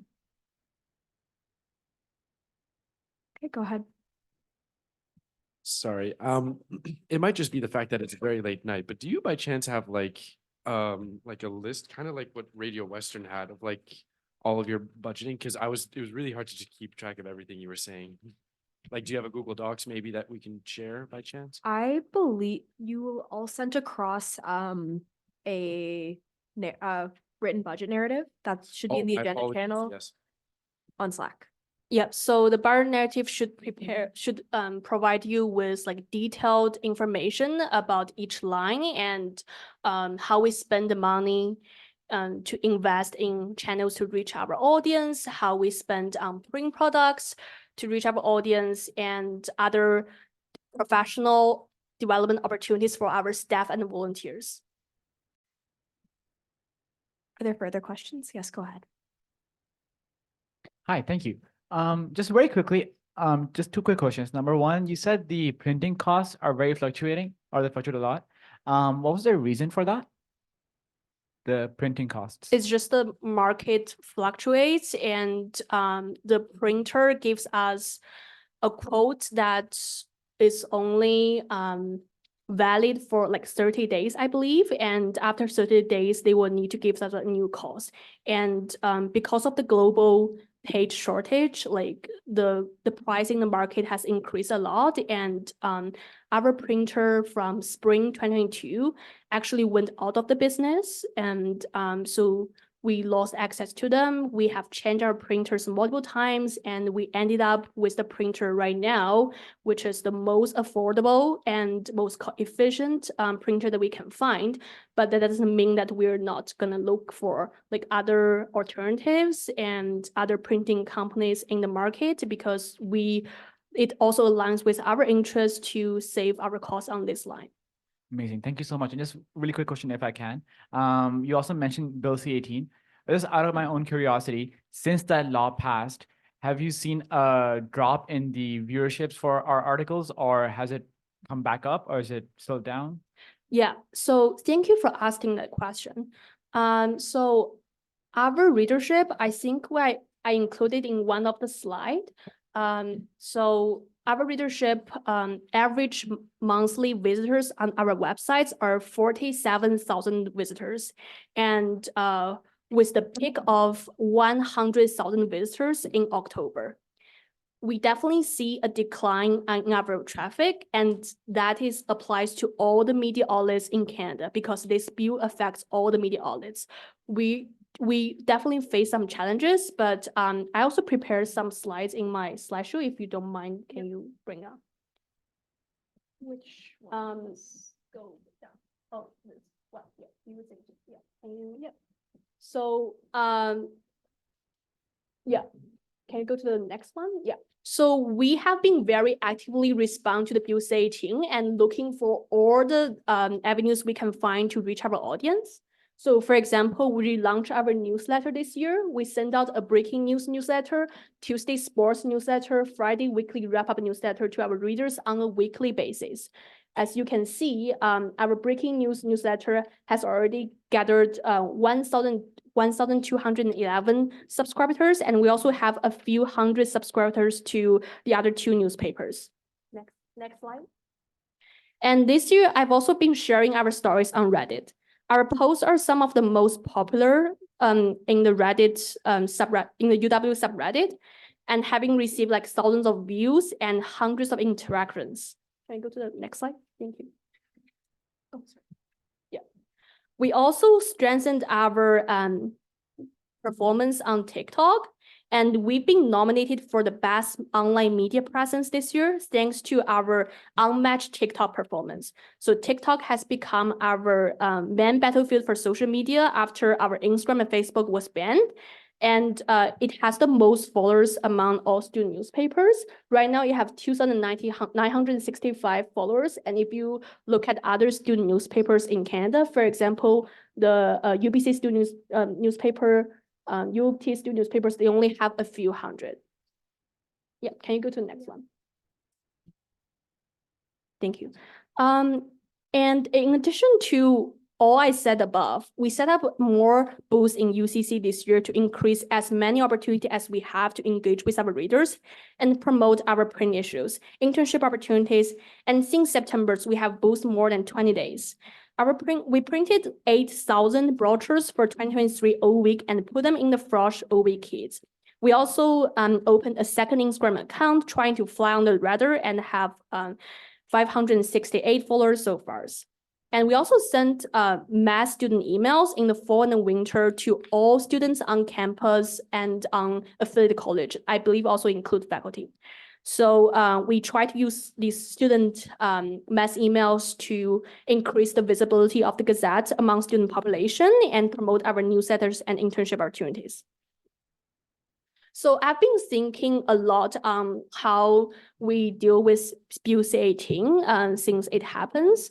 And I would say in the foreseeable future, where Bill C-18 persists, well, it can change over the night. It may be gone tomorrow. Meta can reach a deal with the government and saying we no longer ban all the Canadian news on the platform. But let's say if Bill C-18 persists, we will need to put more emphasis on student engagement, which has also been reflected in our proposed budget for next year. So our magazine tend to generate more pickup while embracing a digital-first approach. The Gazette may need to consider printing more in the future. We can print more magazines, switch to weekly print, or add one issue in the summer. In 2015, the Gazette was printing twice a week. We had 2 full-time unionized advertising staff laying out and producing products for our paper. Right now, we only have 1 student layout editor who work from 9 a.m. to 12 a.m. the day before the print deadline. This is not sustainable in the long run. Specifically, if we are making more magazines or printing more, we will need to hire more layout staff. Print advertising has been very successful this year, giving us a record number of interns and volunteers. We should spend more on printing posters, flyers, banners to increase the visibility of the Gazette. And so there's always a need for local journalism, especially university student newspaper, where we're the go-to source for students when they want to learn about latest news on campus. And it is more important than ever for the Gazette to invest in channels to promote itself and reach its audience. This is also recommended in our budget for next year. Thank you for your question. Thank you. That was very thorough. Thank you so much. Okay, let's give a very, very, very warm thank you to all our presenters. Thank you. It's 10 o'clock on a Wednesday night, and we've had them and we asked them to be here like 2 weeks ago. So thank you so much to everyone who came out tonight. Thank you. Yeah. I had a question. Okay, go for it. Okay. It's the podium that's getting. Yeah, sorry. Okay, so this I think would be beneficial for council to hear. One thing that's come across my office many times from a lot of students and counselors throughout the year has been articles by the Gazette with misinformation or misquoting. So I think just for a lot of people, especially myself, to answer to this, what do you think does the Gazette do to to mediate that misrepresentation? Because a lot of the issues that I've received have gone unspoken for. So I think just for a lot of individuals here in the room would like to hear how that's being mitigated. Yeah, so thank you for your question. So if you go to our website, you can find all the content information of our editors, including myself, the editor-in-chief on our website. So students can send emails to us, and I have been received some requests for corrections, but not a lot. Like it's definitely under like 20 requests for like corrections throughout the year. And so we make corrections when, for example, someone said in the council meeting and it doesn't reflect what they said, and this can be affected by the recording of the council meetings. And we will go back to, I will go talk to the editors and listen back to the recordings and have conversations with the individual who brought forward the concerns of the corrections. And for the transparency of changing anything content we publish on our website, we will issue a correction at the bottom of the article. Same for any updates to our articles. We have also been like posting updates to the articles, and if we have like more statements from the sources. And there are a lot of ways for people to reach the Gazette if they find they're misquoted or they're misrepresented. I don't see like an increase in these requests this year, and the Gazette has never been like successful, like sued in history. Like we have a Gazette publication committee we report to, who protects the Gazette, who protects USC from any liability issues that Gazette can arise. And also over the years, before we publish something that may have libel risks, I've been talking to the USC lawyers, so who is like a local lawyer company in London that I've been consulted with. We would hop on a phone call and discuss the articles before it get published, and basically we're mitigating any like libel risks any libel risks from our publishing. I also want to mention that so all the information published on our websites, we have a recording of all the interviews we do. If I believe like many of the editors have the record of their interviews that has been done like 2 years ago and even like 3 years ago. And we encourage our editors to keep these recordings just in case in the future, like, or in any situations that the sources come to us saying, I think I'm misrepresented or like I'm misquoted. Like we pay a lot of attention, and it's our duty to represent and report fairly on campus. And I think we have been done a really good job. And when these concerns that were brought up to us, we've been able to sit down with them and go over like recordings together to see if it did happen. And if it happens, which doesn't happen a lot, and we do make changes to our website. I also want to say that we provide professional and regular training to all our editors on the masthead. So before you become an editor on the masthead, being an editor means that you write regularly for the Gazette and also edit other student volunteers articles, interns articles. It is a high standard to be an editor on the Gazette. I did I did 50 back-to-back in-person interviews in last year's editor hiring, and just for the side information. And so before you become an editor in September, we set aside like 3 days training for all the editors where we go through Gazette golden rules. And one of them is record every of our interviews and make sure like we have a record for the articles when they're referenced. And also, and we also go over like the libel risk of articles and how we mitigate and avoid any like libel issues from our articles. And we also deliver one-to-one training to all the volunteers and interns who have worked for the Gazette.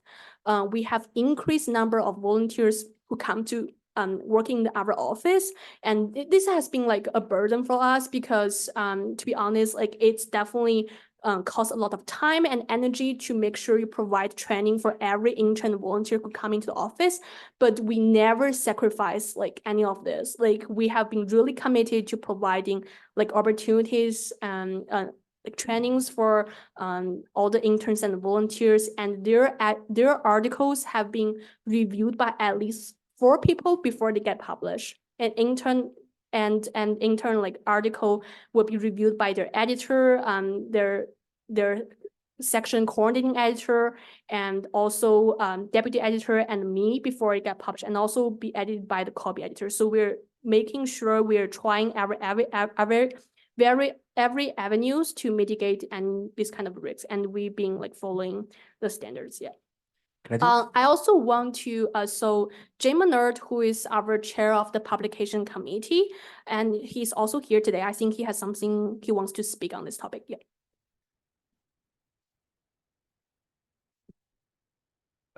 Through the chair, am I able to speak? Just want to make sure I'm not, okay, thank you very much. Appreciate the comment. I want to personally extend, my name is Jay Menard. I'm chair of the Gazette Publication Committee. I have been in this role for about 8-9 years. This publication committee was established to be the source of escalation between the Gazette and the USC. Obviously, there's always a challenge with the publisher, you being the USC being the publisher and having financial responsibility for the publication, the Gazette. The Gazette is also the primary speaker of truth and accountability factor for USC behaviors. We're all in the same goal here. We're all trying to promote student activity. We're trying to make a better experience. I can say on the Gazette Publishing Committee, we actually have USC board representation, and we have members of the USC staff on our board, and we've yet to hear a complaint about any sort of situations regarding any erroneous or inappropriate quoting of people. That would be the place to put it. We would be more than happy to experience those. I've not heard that. I would personally invite you to, if you'd like to reach out to me, I would like to discuss these matters with you, because as Estella said, it is something that we and our board, which is a professional board, but a volunteer board of journalists, are very stringent about the standards and expectations we have for our journalists, and we would not stand for any sort of erroneous publications. As Estella said, in the 9 years I've been here, we have been accused of a number of things, but we've been able to prove that incorrect. We've never been sued. We've never been successfully sued, nor have we also acquiesced to certain requests. A lot of the requests we get are, you know, this article was published 10 years ago. I don't like the way it makes me look now, but we also are the source of truth and that historical accuracy. So we make a very, in addition to not being really willing to change things just on a whim, we also take a lot of responsibility that that source of truth that we initially put in has to be maintained and it has to be integral. So if there is a complaint, I'm not taking it lightly. And I would certainly encourage you to reach out to me at your earliest convenience, or I can reach out to you. I would be very happy to have a further discussion with you. Yeah, am I able to ask a follow-up to either of you guys, if that's okay? Yeah, sure. So I sit on the board, so I've seen the internal controls. I think in terms of transparency, I heard a lot of what's going on internally within the organization. Is there any measure, is there any intent for students who do go through these, say they do give a complaint to yourself as the editor? I know a few of my team have also been given their own complaints to the editor, but have met with almost no response. So is there something that students can see or other individuals can see outside of your organization that can provide that transparency? Yeah.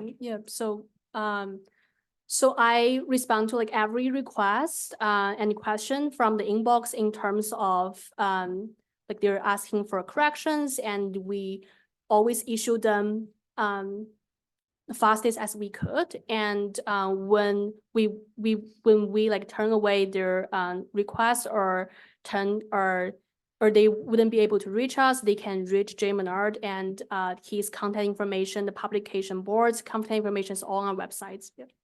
Yeah, absolutely. Again, would be more than happy to deal with the specifics because obviously these are anecdotal statements, and we're more than welcome to consider those. I haven't seen examples of that. So if you do have specific examples, please discuss them with me. As Estella said, the escalation point is not only in our terms of reference and in the Constitution, but it's also on the website saying that if there is an issue that somebody has with the publication, they can escalate it directly to me. And we do have that in a public location so that people can see what that is.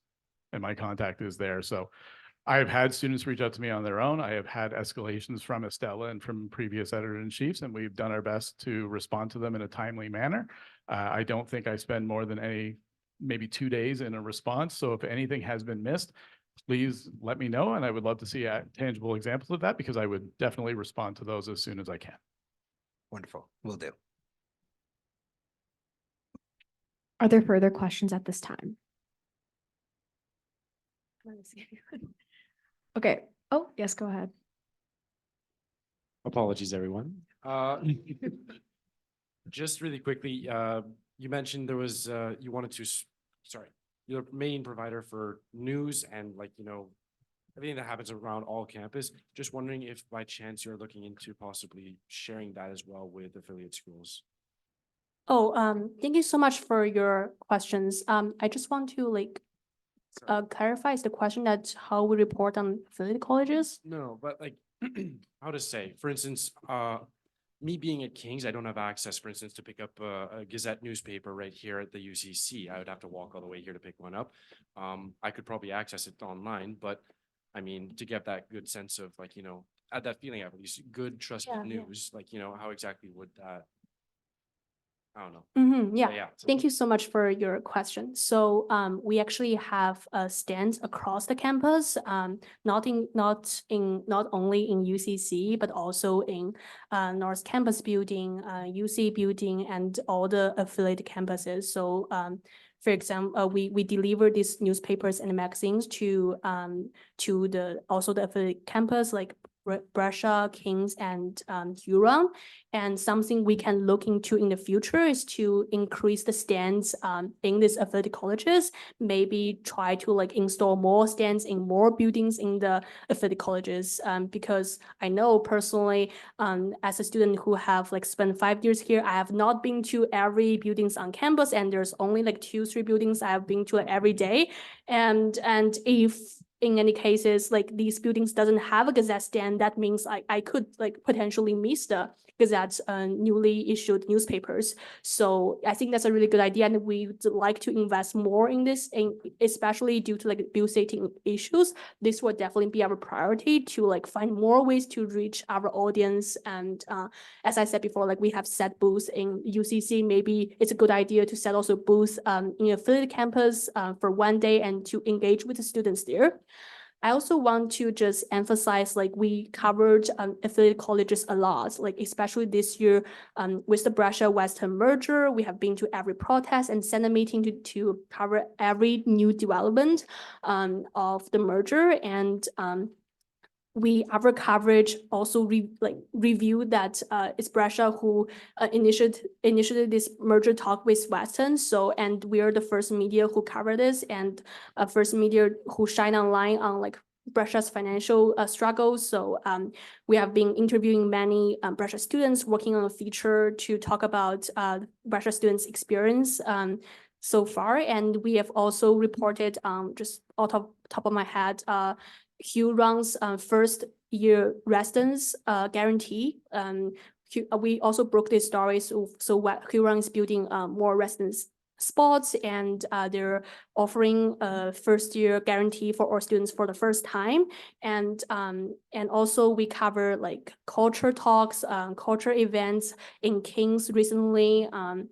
And we Kings have a very interesting club called Short Kings at Kings, and we also cover that. That gets us a lot of reads and and also recognition from the readers. And it's also special to me because my first intern, her name is Emma Webb. She's also a Huron affiliate college student, and she has been working on many stories on international students and also Huron residents. And that just shows me when we have a diverse masthead, when we bring in different talents from all different groups of campus, our coverage can be more diverse and we can cover all parts of our campus. Yeah, thank you so much for your question.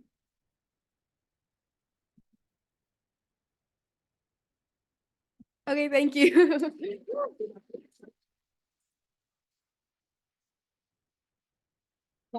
Thank you so much for your time. And I said, like, our office is also around the corner, room 263. If you have any questions, feel free to drop by our office or shoot us an email. Thank you so much.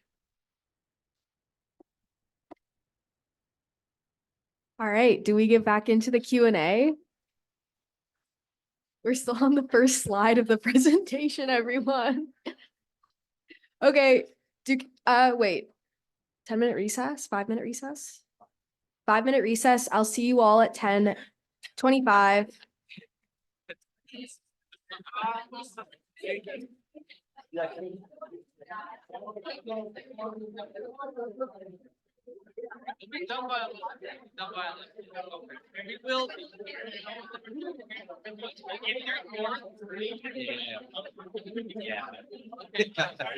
It's that easy sometimes, I'm telling you.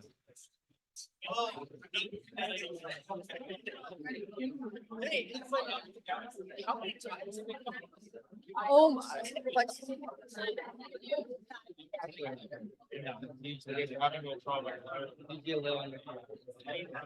This, but I mean, when it's when it's the GP in the it becomes so. Right? Get the word right. And then it just gets better.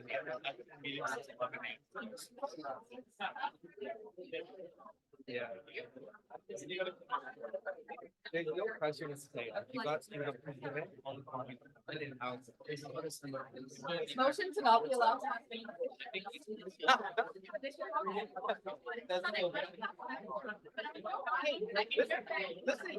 That's about the thing.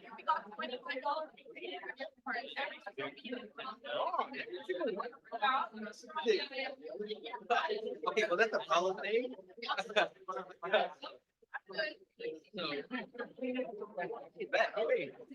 I was looking.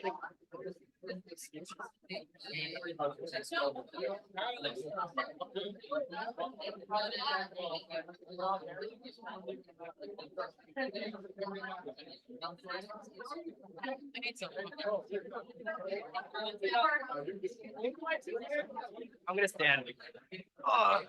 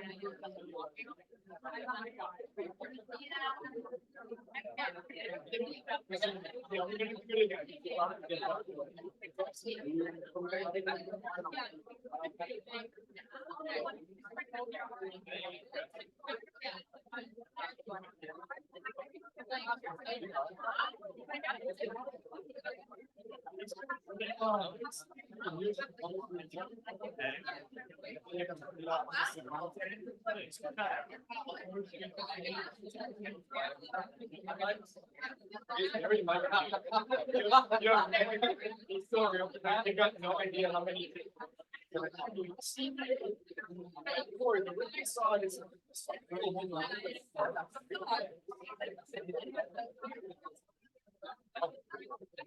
I'm checking my blood pressure. I'm checking my blood pressure, I'm checking my EPS.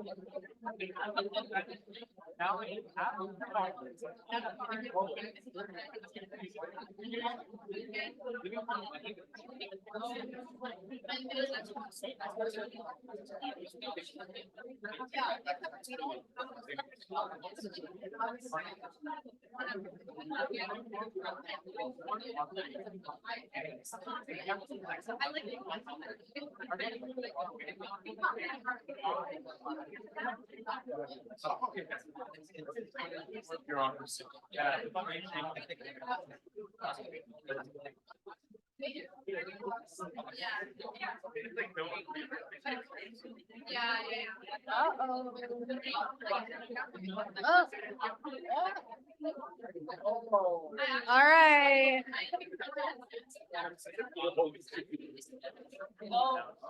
Please return to your seats.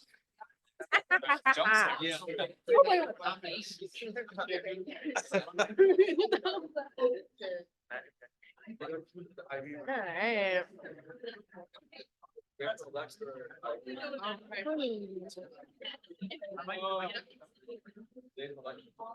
Okay, and for one final time, can I have the VP candidates back to the front?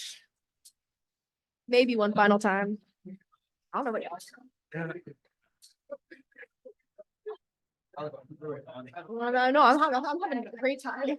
I don't know what you're talking about. It's an art. That's me. Sorry for asking.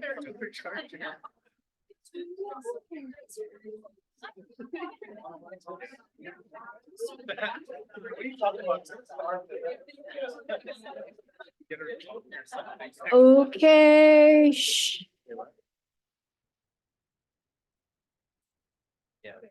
Are there any further questions for our VP candidates at present? Counselor Tan. Thank you so much for staying late. I'm so tired. But I just had a question about what you foresee being the biggest hurdle for you personally implementing your platforms. You guys all put a lot of work into crafting them, but what do you see as the largest impediment for you? Is that for all candidates? Yes, for all. Okay, then in that case, we'll start with Michelle. I think when it comes to the role of VPEA, from what I know about the role, it's the executive that spends the least amount of time on campus and also the least amount of time in London. A lot of the advocacy, of course, takes place externally. It's the nature of it. And so because of that, I think that kind of disconnect from either the team and or primarily the students would be a challenge. But I also think that I have enough things in my platform that will mediate this. And I also think that I'm very good at being present in what I'm doing. And so I think that when I'm here and the time that I am on campus, I will be very capable of putting all of my energy and effort into that. Thank you.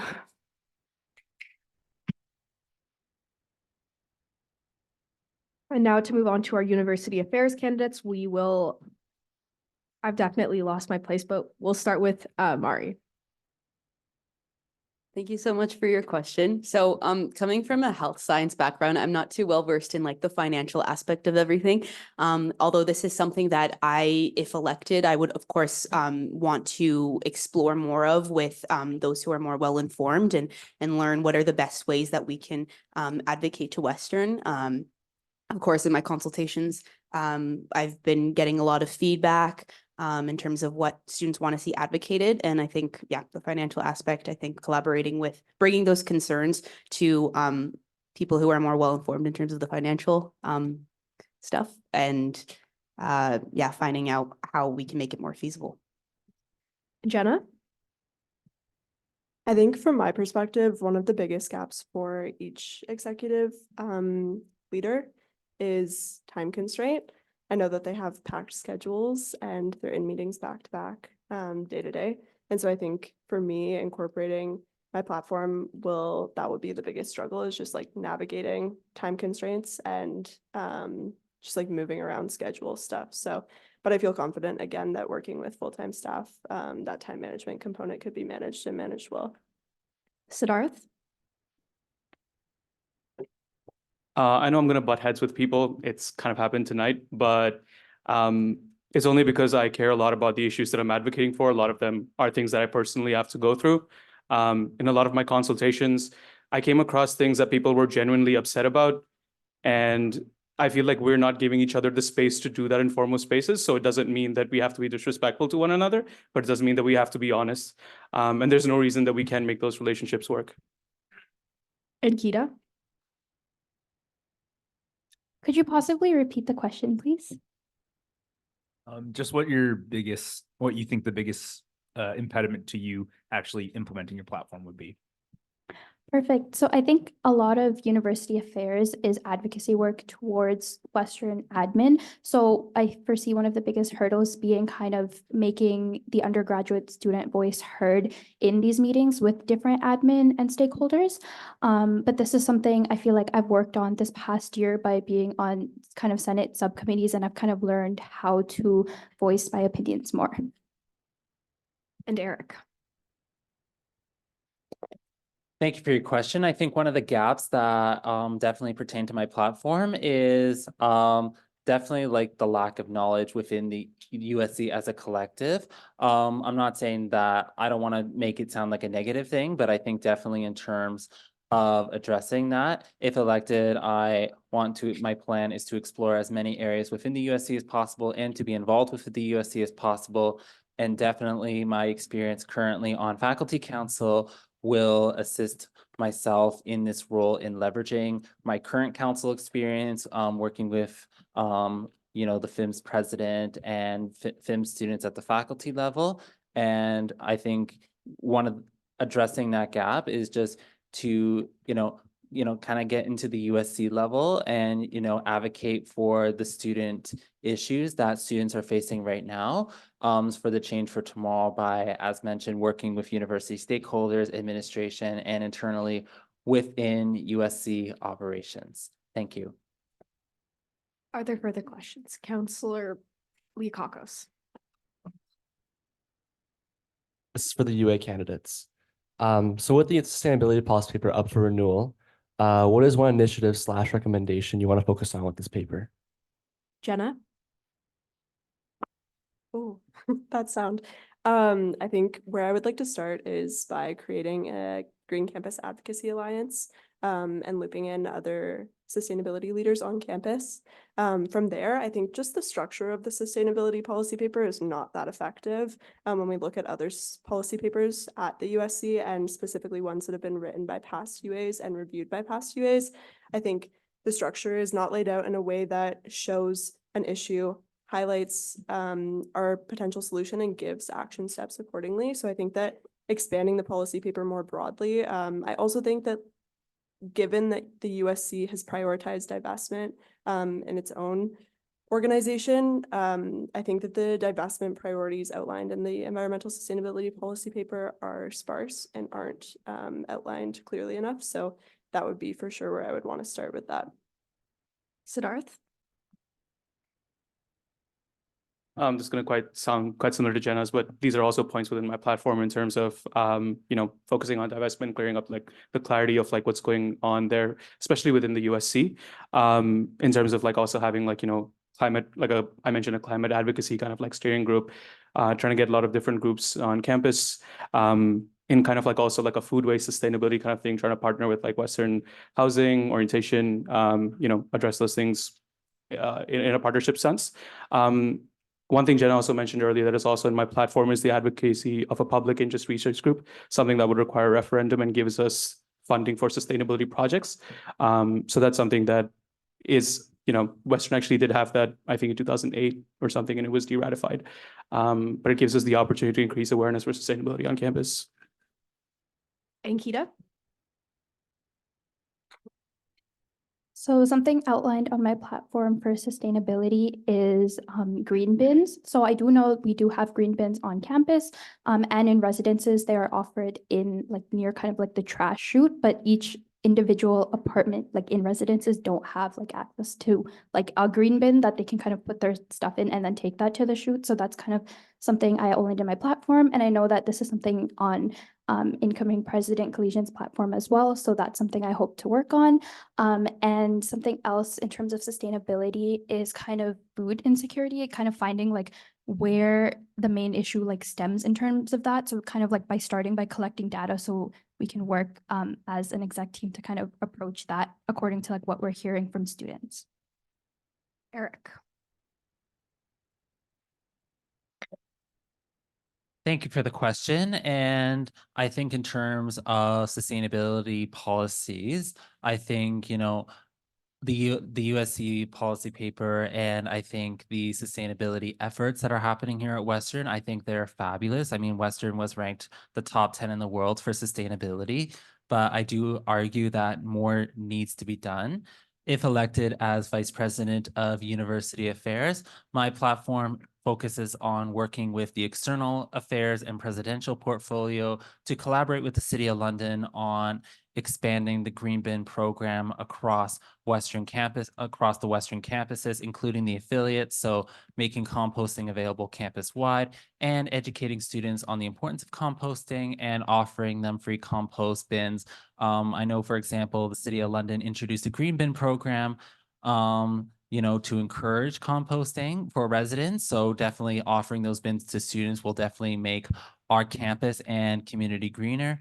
And as well as for another platform point to expand on sustainability is to work on current sustainability projects, including launching those compostable paper towels campus-wide and to expand on offering compost bins campus-wide. Thank you. And Mari. Thank you for your question. So with climate change continuing, it's really important that that Western and the USC are furthering their sustainability efforts. If elected, I would want to work with existing environmental advocacy groups on campus. A lot of them have already done a lot of research in terms of that this of sustainability, and so I would want to leverage that research, work with them to reshape our sustainability policy paper that's up for renewal next year. Something that I've been hearing in my consultations a lot is in regards to divestment. So I feel a lot of the current advocacy efforts have been done from like a moral standpoint. And I think when we're talking to Western, we really need to be speaking their language. They take a lot of pride in being one of the most sustainable educational institutions in the world. So I would want to advocate for divestment on the basis that this will really enhance their optics and look good for them, because I know a lot of other universities have already divested. Also, a concern in terms of divestment that I've heard as well is that if we do divest, it can harm our relationships with some of the big companies that hire our students. And so something that I would want to do is work with, for example, the Ivy Career Management Office to see ways to mitigate that. But yeah, those are my thoughts. Thanks. We'll take one last question without extension. Who hasn't talked today yet? Yes, go ahead. Sorry, 1 second, I just had it written down. So this is for all the VPUA candidates. So just for context, currently the president of the USC sits on Western's Provost Advisory Committee regarding the Brescia-Western integration, which will be finalized on May 1st. However, because the VPUA does not sit on this working group, how would you as the VPUA plan on advocating for the affected students by this integration?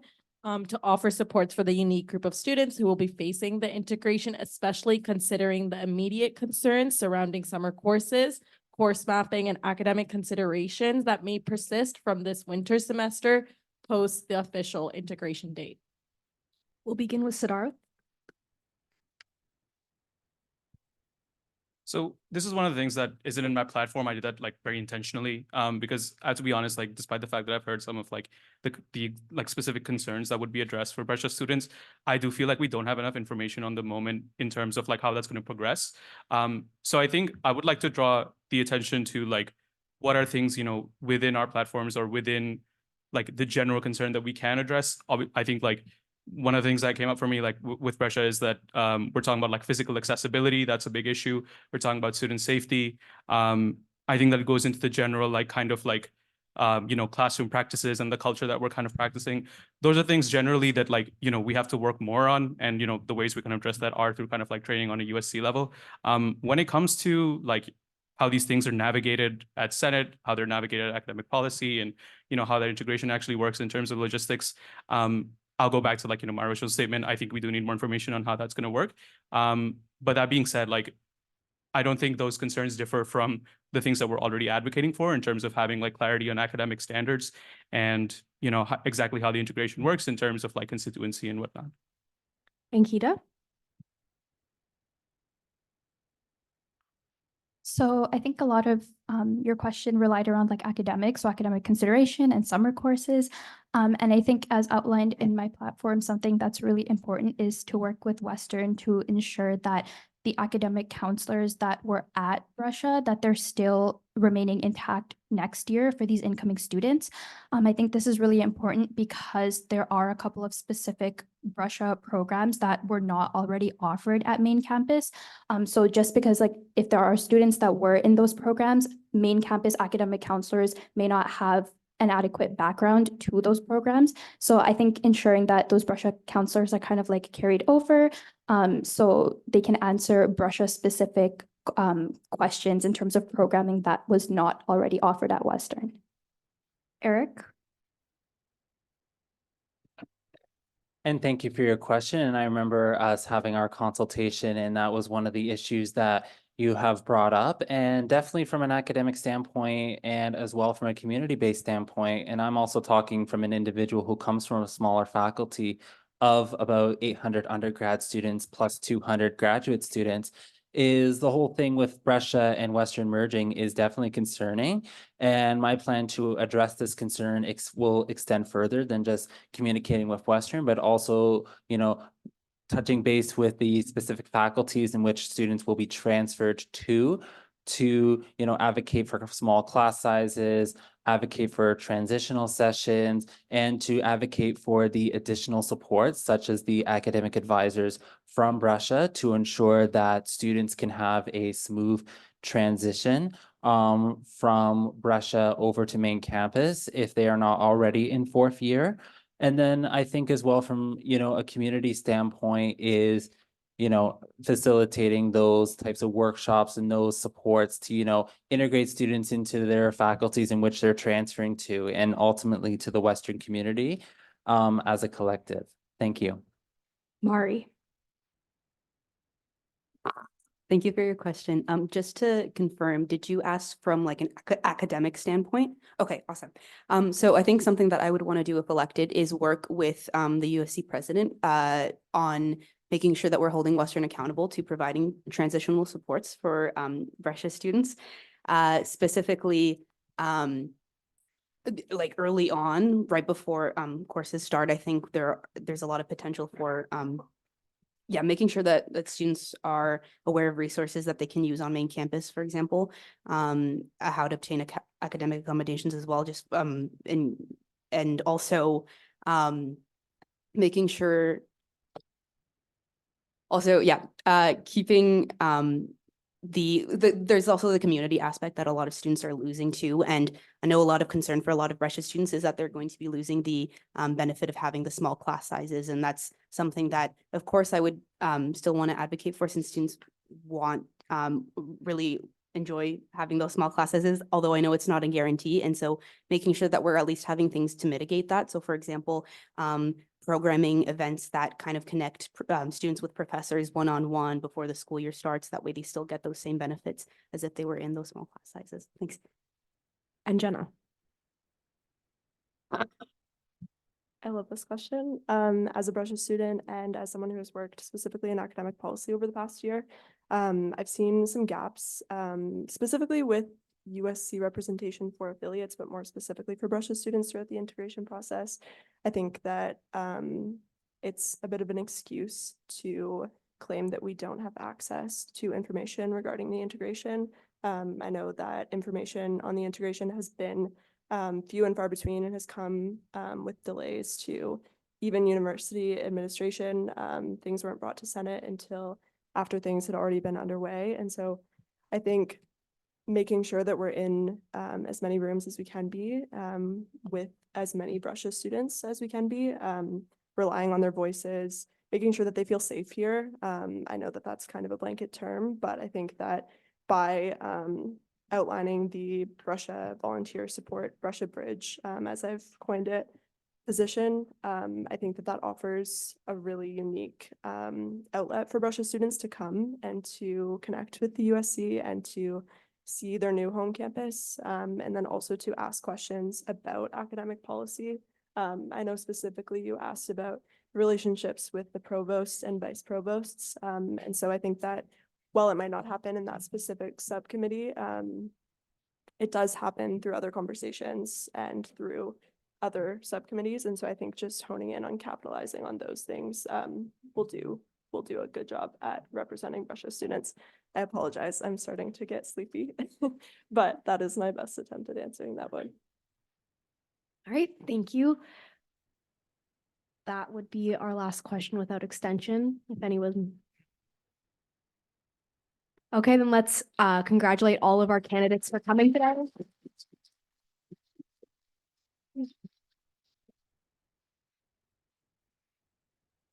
They all did such an amazing job, and at 8 a.m. tomorrow, you'll receive an email and you're gonna answer it. And that's how you'll vote. Incoming and current counselors will both receive that email. Thank you, Al. Yeah. Thank you all. You can be seated now.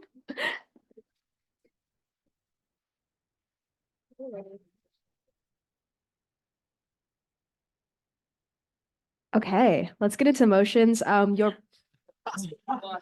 aren't excited for motion one? What do you? Okay. Your Echo 360 probably reloaded, so take a second to log back in.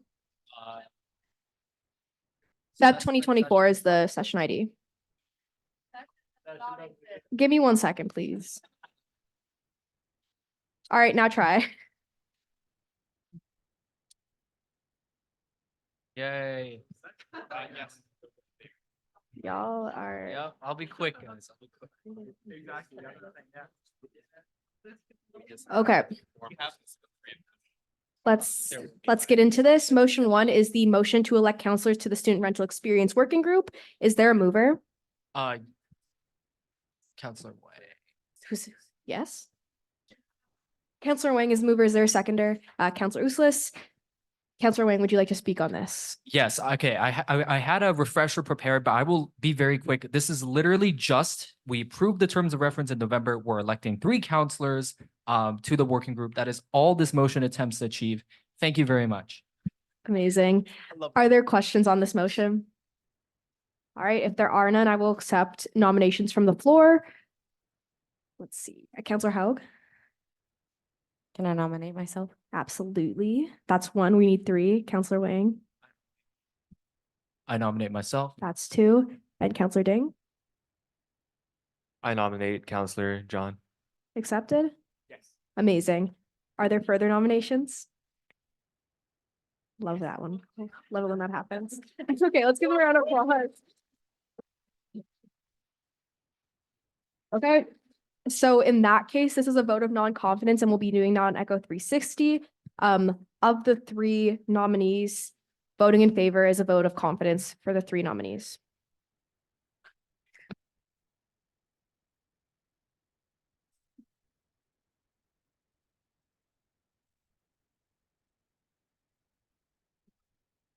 Get it. Okay. This motion passes, though not unanimously. So we'll move on to our second motion, which is our motion to approve executive reports. We already have a mover and a seconder for this. Are there any questions? Are there any points of debate or amendments to be made? If there are none, please go to Echo 360.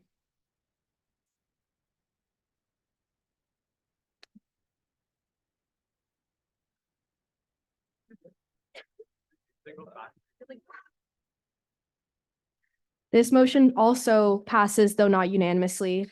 So we'll be moving on to the approval of the USC budget. We already have we already have a mover and a seconder for this. Are there any questions on this motion? Yes, Councillor Jones? I'm not sure if this is like anyone here knows the answer to this, but since my faculty is going to be absorbing the new school, is that going to affect the USC grants that we get for our faculty budget? If you're accruing more than 3,000 students, then wait, no, right? Oh, okay, sorry. Faculty grants, can you repeat the question one more time? Yeah, like, are we just gonna be getting any more money basically since we're getting a new school? Sure. I hope so. Per enrollment, so yes, probably. Is there any like specific information on how much? Because I know how many students we're getting. So does anyone know like the enrollment amount that is required for more money? Looks like Matangi knows that.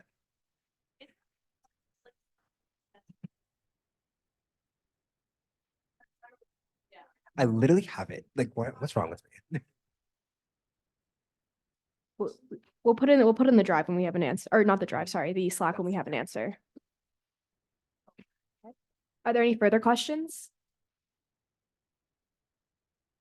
Okay, if there are no further questions, are there any points of debate or amendments to be made regarding the council approval of the USC budget? If there are none, please go to Echo 360.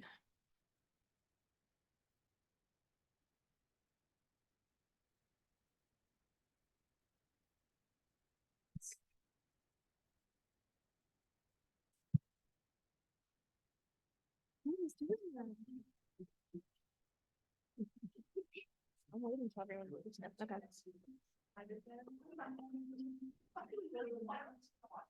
What are y'all doing? Okay, whatever.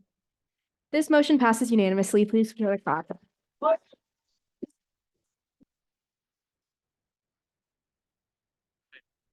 Okay, we already voted on motion 4 last time, so we're jumping ahead to motion 5.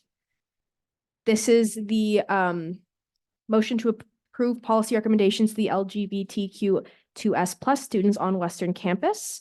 We have a mover and a seconder. Are there any questions on this motion? If there are no questions, are there any points of debate or amendments to be made? Is that a hand? Sophia, what are you doing? What is that? Sorry, no. Okay, so if there are none, please go to Echo 360.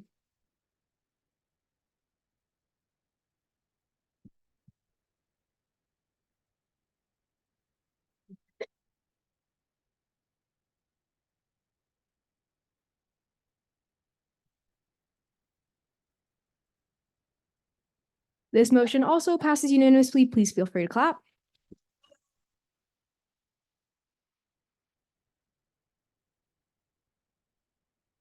This is the motion to improve the USC and the HBK relationship. I believe we have a mover and a seconder from our first half of the meeting. Are there any questions about this motion? Okay, if there are no questions, are there any points of debate or amendments? Yes.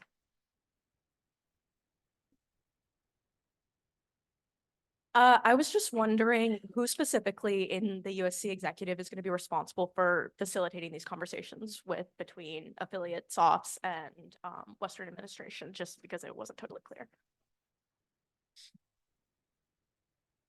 Both myself, Meredith, and Sunday. President. Okay, are there any further questions at this time? Seeing as there are none, are there any points of debate or amendments to be made? Councillor Kermack? Yeah, motion to substitute this motion. Okay. Which the USC has not done in like over 5 years.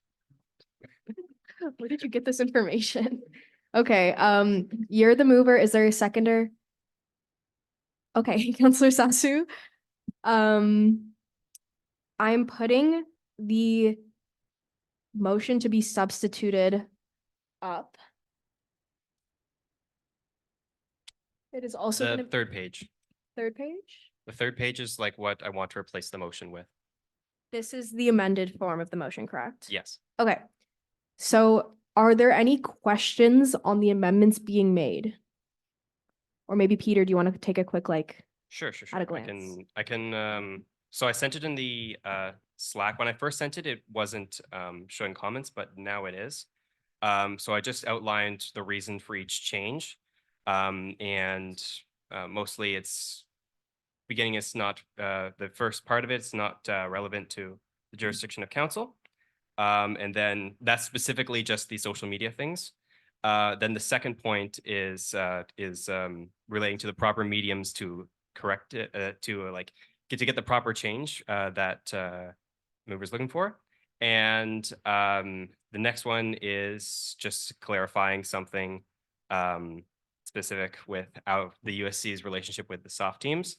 And anything related to training, like the thing at the bottom, it's not something that the USC has control over, and that'll be through Western. This motion or this amendment was made in consultation with the Vice President Orientation and Programming, and it's been sent to Matangi as the mover for her approval. Okay, for clarification, we're currently in the amendment period for this motion, so all we're talking about right now is if we want to accept or reject the amendments being made to the original motion. So are there any questions on the amendment? Yes, go ahead. Okay, so the first question I have about the amendment is when you remove be it further resolved that the training to main campus soft teams, you've explained that part, but be it resolved that USC provides updates, informations about HBK on the USC orientation website that is under USC purview, to my understanding. I'm just confused why that's been taken out, and also USC social media. That is stuff that is under USC purview, and we are not being equitably treated on those two factors, and our HBK head softs had brought proof of that as well. So we're just curious to why that specific two parts have been taken out. I agree. It is relevant to the jurisdiction of the USC, but not relevant to the jurisdiction of this specific council. So it's like, for example, this council is not meant to be making judgments on like social media posts and things of that nature. But I'll pass it off to the Vice President Orientation Programming if she wants to add anything. I think you covered it, Peter. We are totally happy to include you on social media and stuff, and that can be included in our conversations afterwards. But to reiterate, it's not part of the council's jurisdiction. Might I ask who has jurisdiction over this exactly? If not this council? Mayor. So our social media, our communications department has a list of like guidelines that we do to post our social media. One thing, for example, is if we post an event or something going on our mainstream social media, it has to include all students and all faculty. So say, for example, we posted last semester all the softs and all the soft uniforms and all that stuff. We can't necessarily target one like sort of demographic without also reaching the broader student group. So when it comes to the social media, I don't think Peter's exactly right. Council can't necessarily can't bound the social media department to do stuff like that. But when it comes to the social media, I think what would help benefit is like, what kind of representation are we looking for? And that would have to align with the broader social media communications guidelines that we have set. So if the question is we want to be posted more on the Instagram stories, well then we'd have to post all the sauce on the Instagram stories. Does that sort of make sense? Based on the communication guidelines. So that would necessarily just be a discussion. Okay, but sorry, it's just I'm trying to kind of get a good understanding of it because our goal as what coming through with this motion is to make sure that HPK softs are recognized and are actually known as softs, because we've had conversations with the head softs as well as other softs, especially related to HPK, that have literally told us that they aren't recognized properly as softs because people don't know who they are, and sometimes they are confused they're often confused as students as rather than softs. And we find that to be a big issue, which is why we, though you did explain it wasn't under the purview, of like discovering sorry, yes, it was like, you know, the campuses all around as well to figure out how to make sure to get around properly. I just don't understand how that's not under this particular purview because it was the USC. Yeah, so I think Meredith wants to say something and then I'll jump in after that. So to answer your first question, that would be the communications team. And then again, to reiterate Peter's point, we aren't saying that it's an invalid point, and we do want to work with you guys to make sure that you feel heard and seen and everybody feels safe on campus. But again, it isn't a governance issue. It's within the organization that gets decided. Council gives high level direction, not specifics to social media.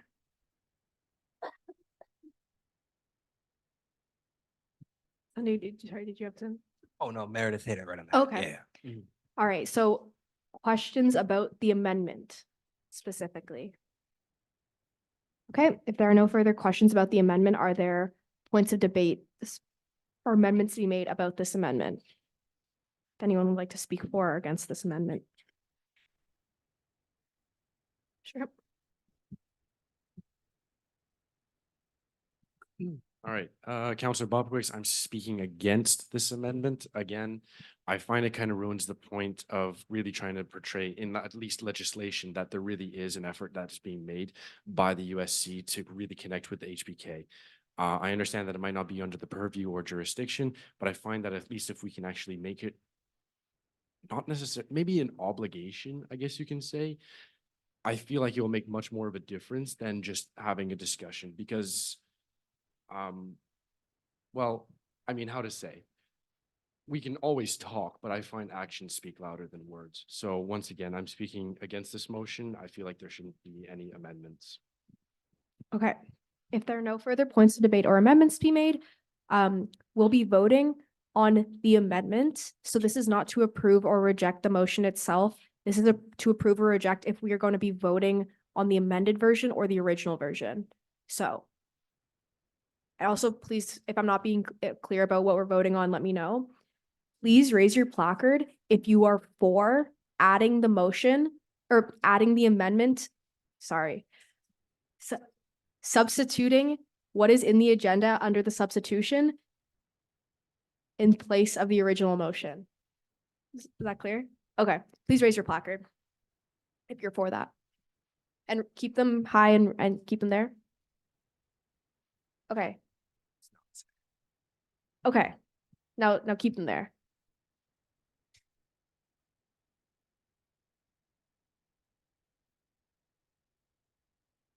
Okay, lower.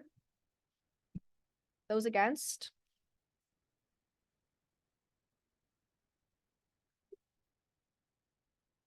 Lower. And those abstaining? Okay, you can lower.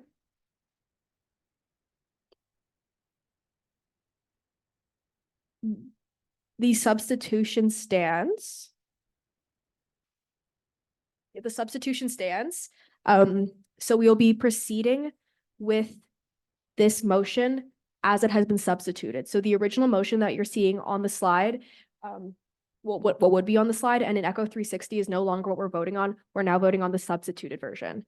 Okay, so back into the debate and amendment period of the motion. Now we're debating and amending the substituted motion, and now we're talking about whether we want it to pass or fail. So are there any points of debate or amendments to be made to the substituted motion? Okay, if there are none, please go to Echo 360. And like I said, the motion that's in Echo 360 is not the version that we're voting on. It'll be the one that's on the screen and in the agenda.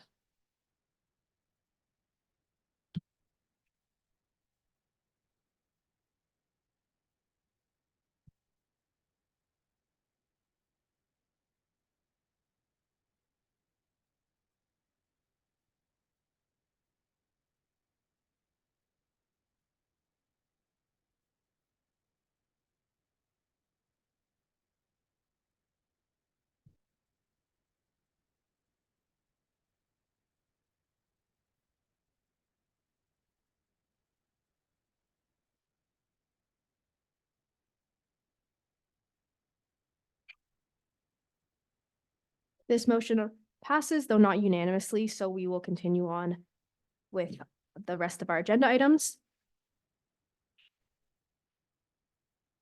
What was that? Okay, I don't believe there are any 4 information items. I don't believe there are any 4 discussion items.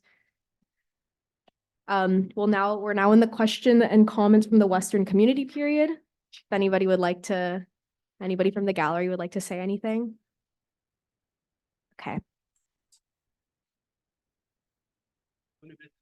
No. Is there any new business? Okay. Councilor Leokakos. Okay, wait, maybe someone near a mic. Okay. Motion to terminate. Councilor Wang is our seconder. Are there any objections to terminating? All right, then I will see you all in like 2 weeks. Thank you everyone for staying so long. Y'all are stars.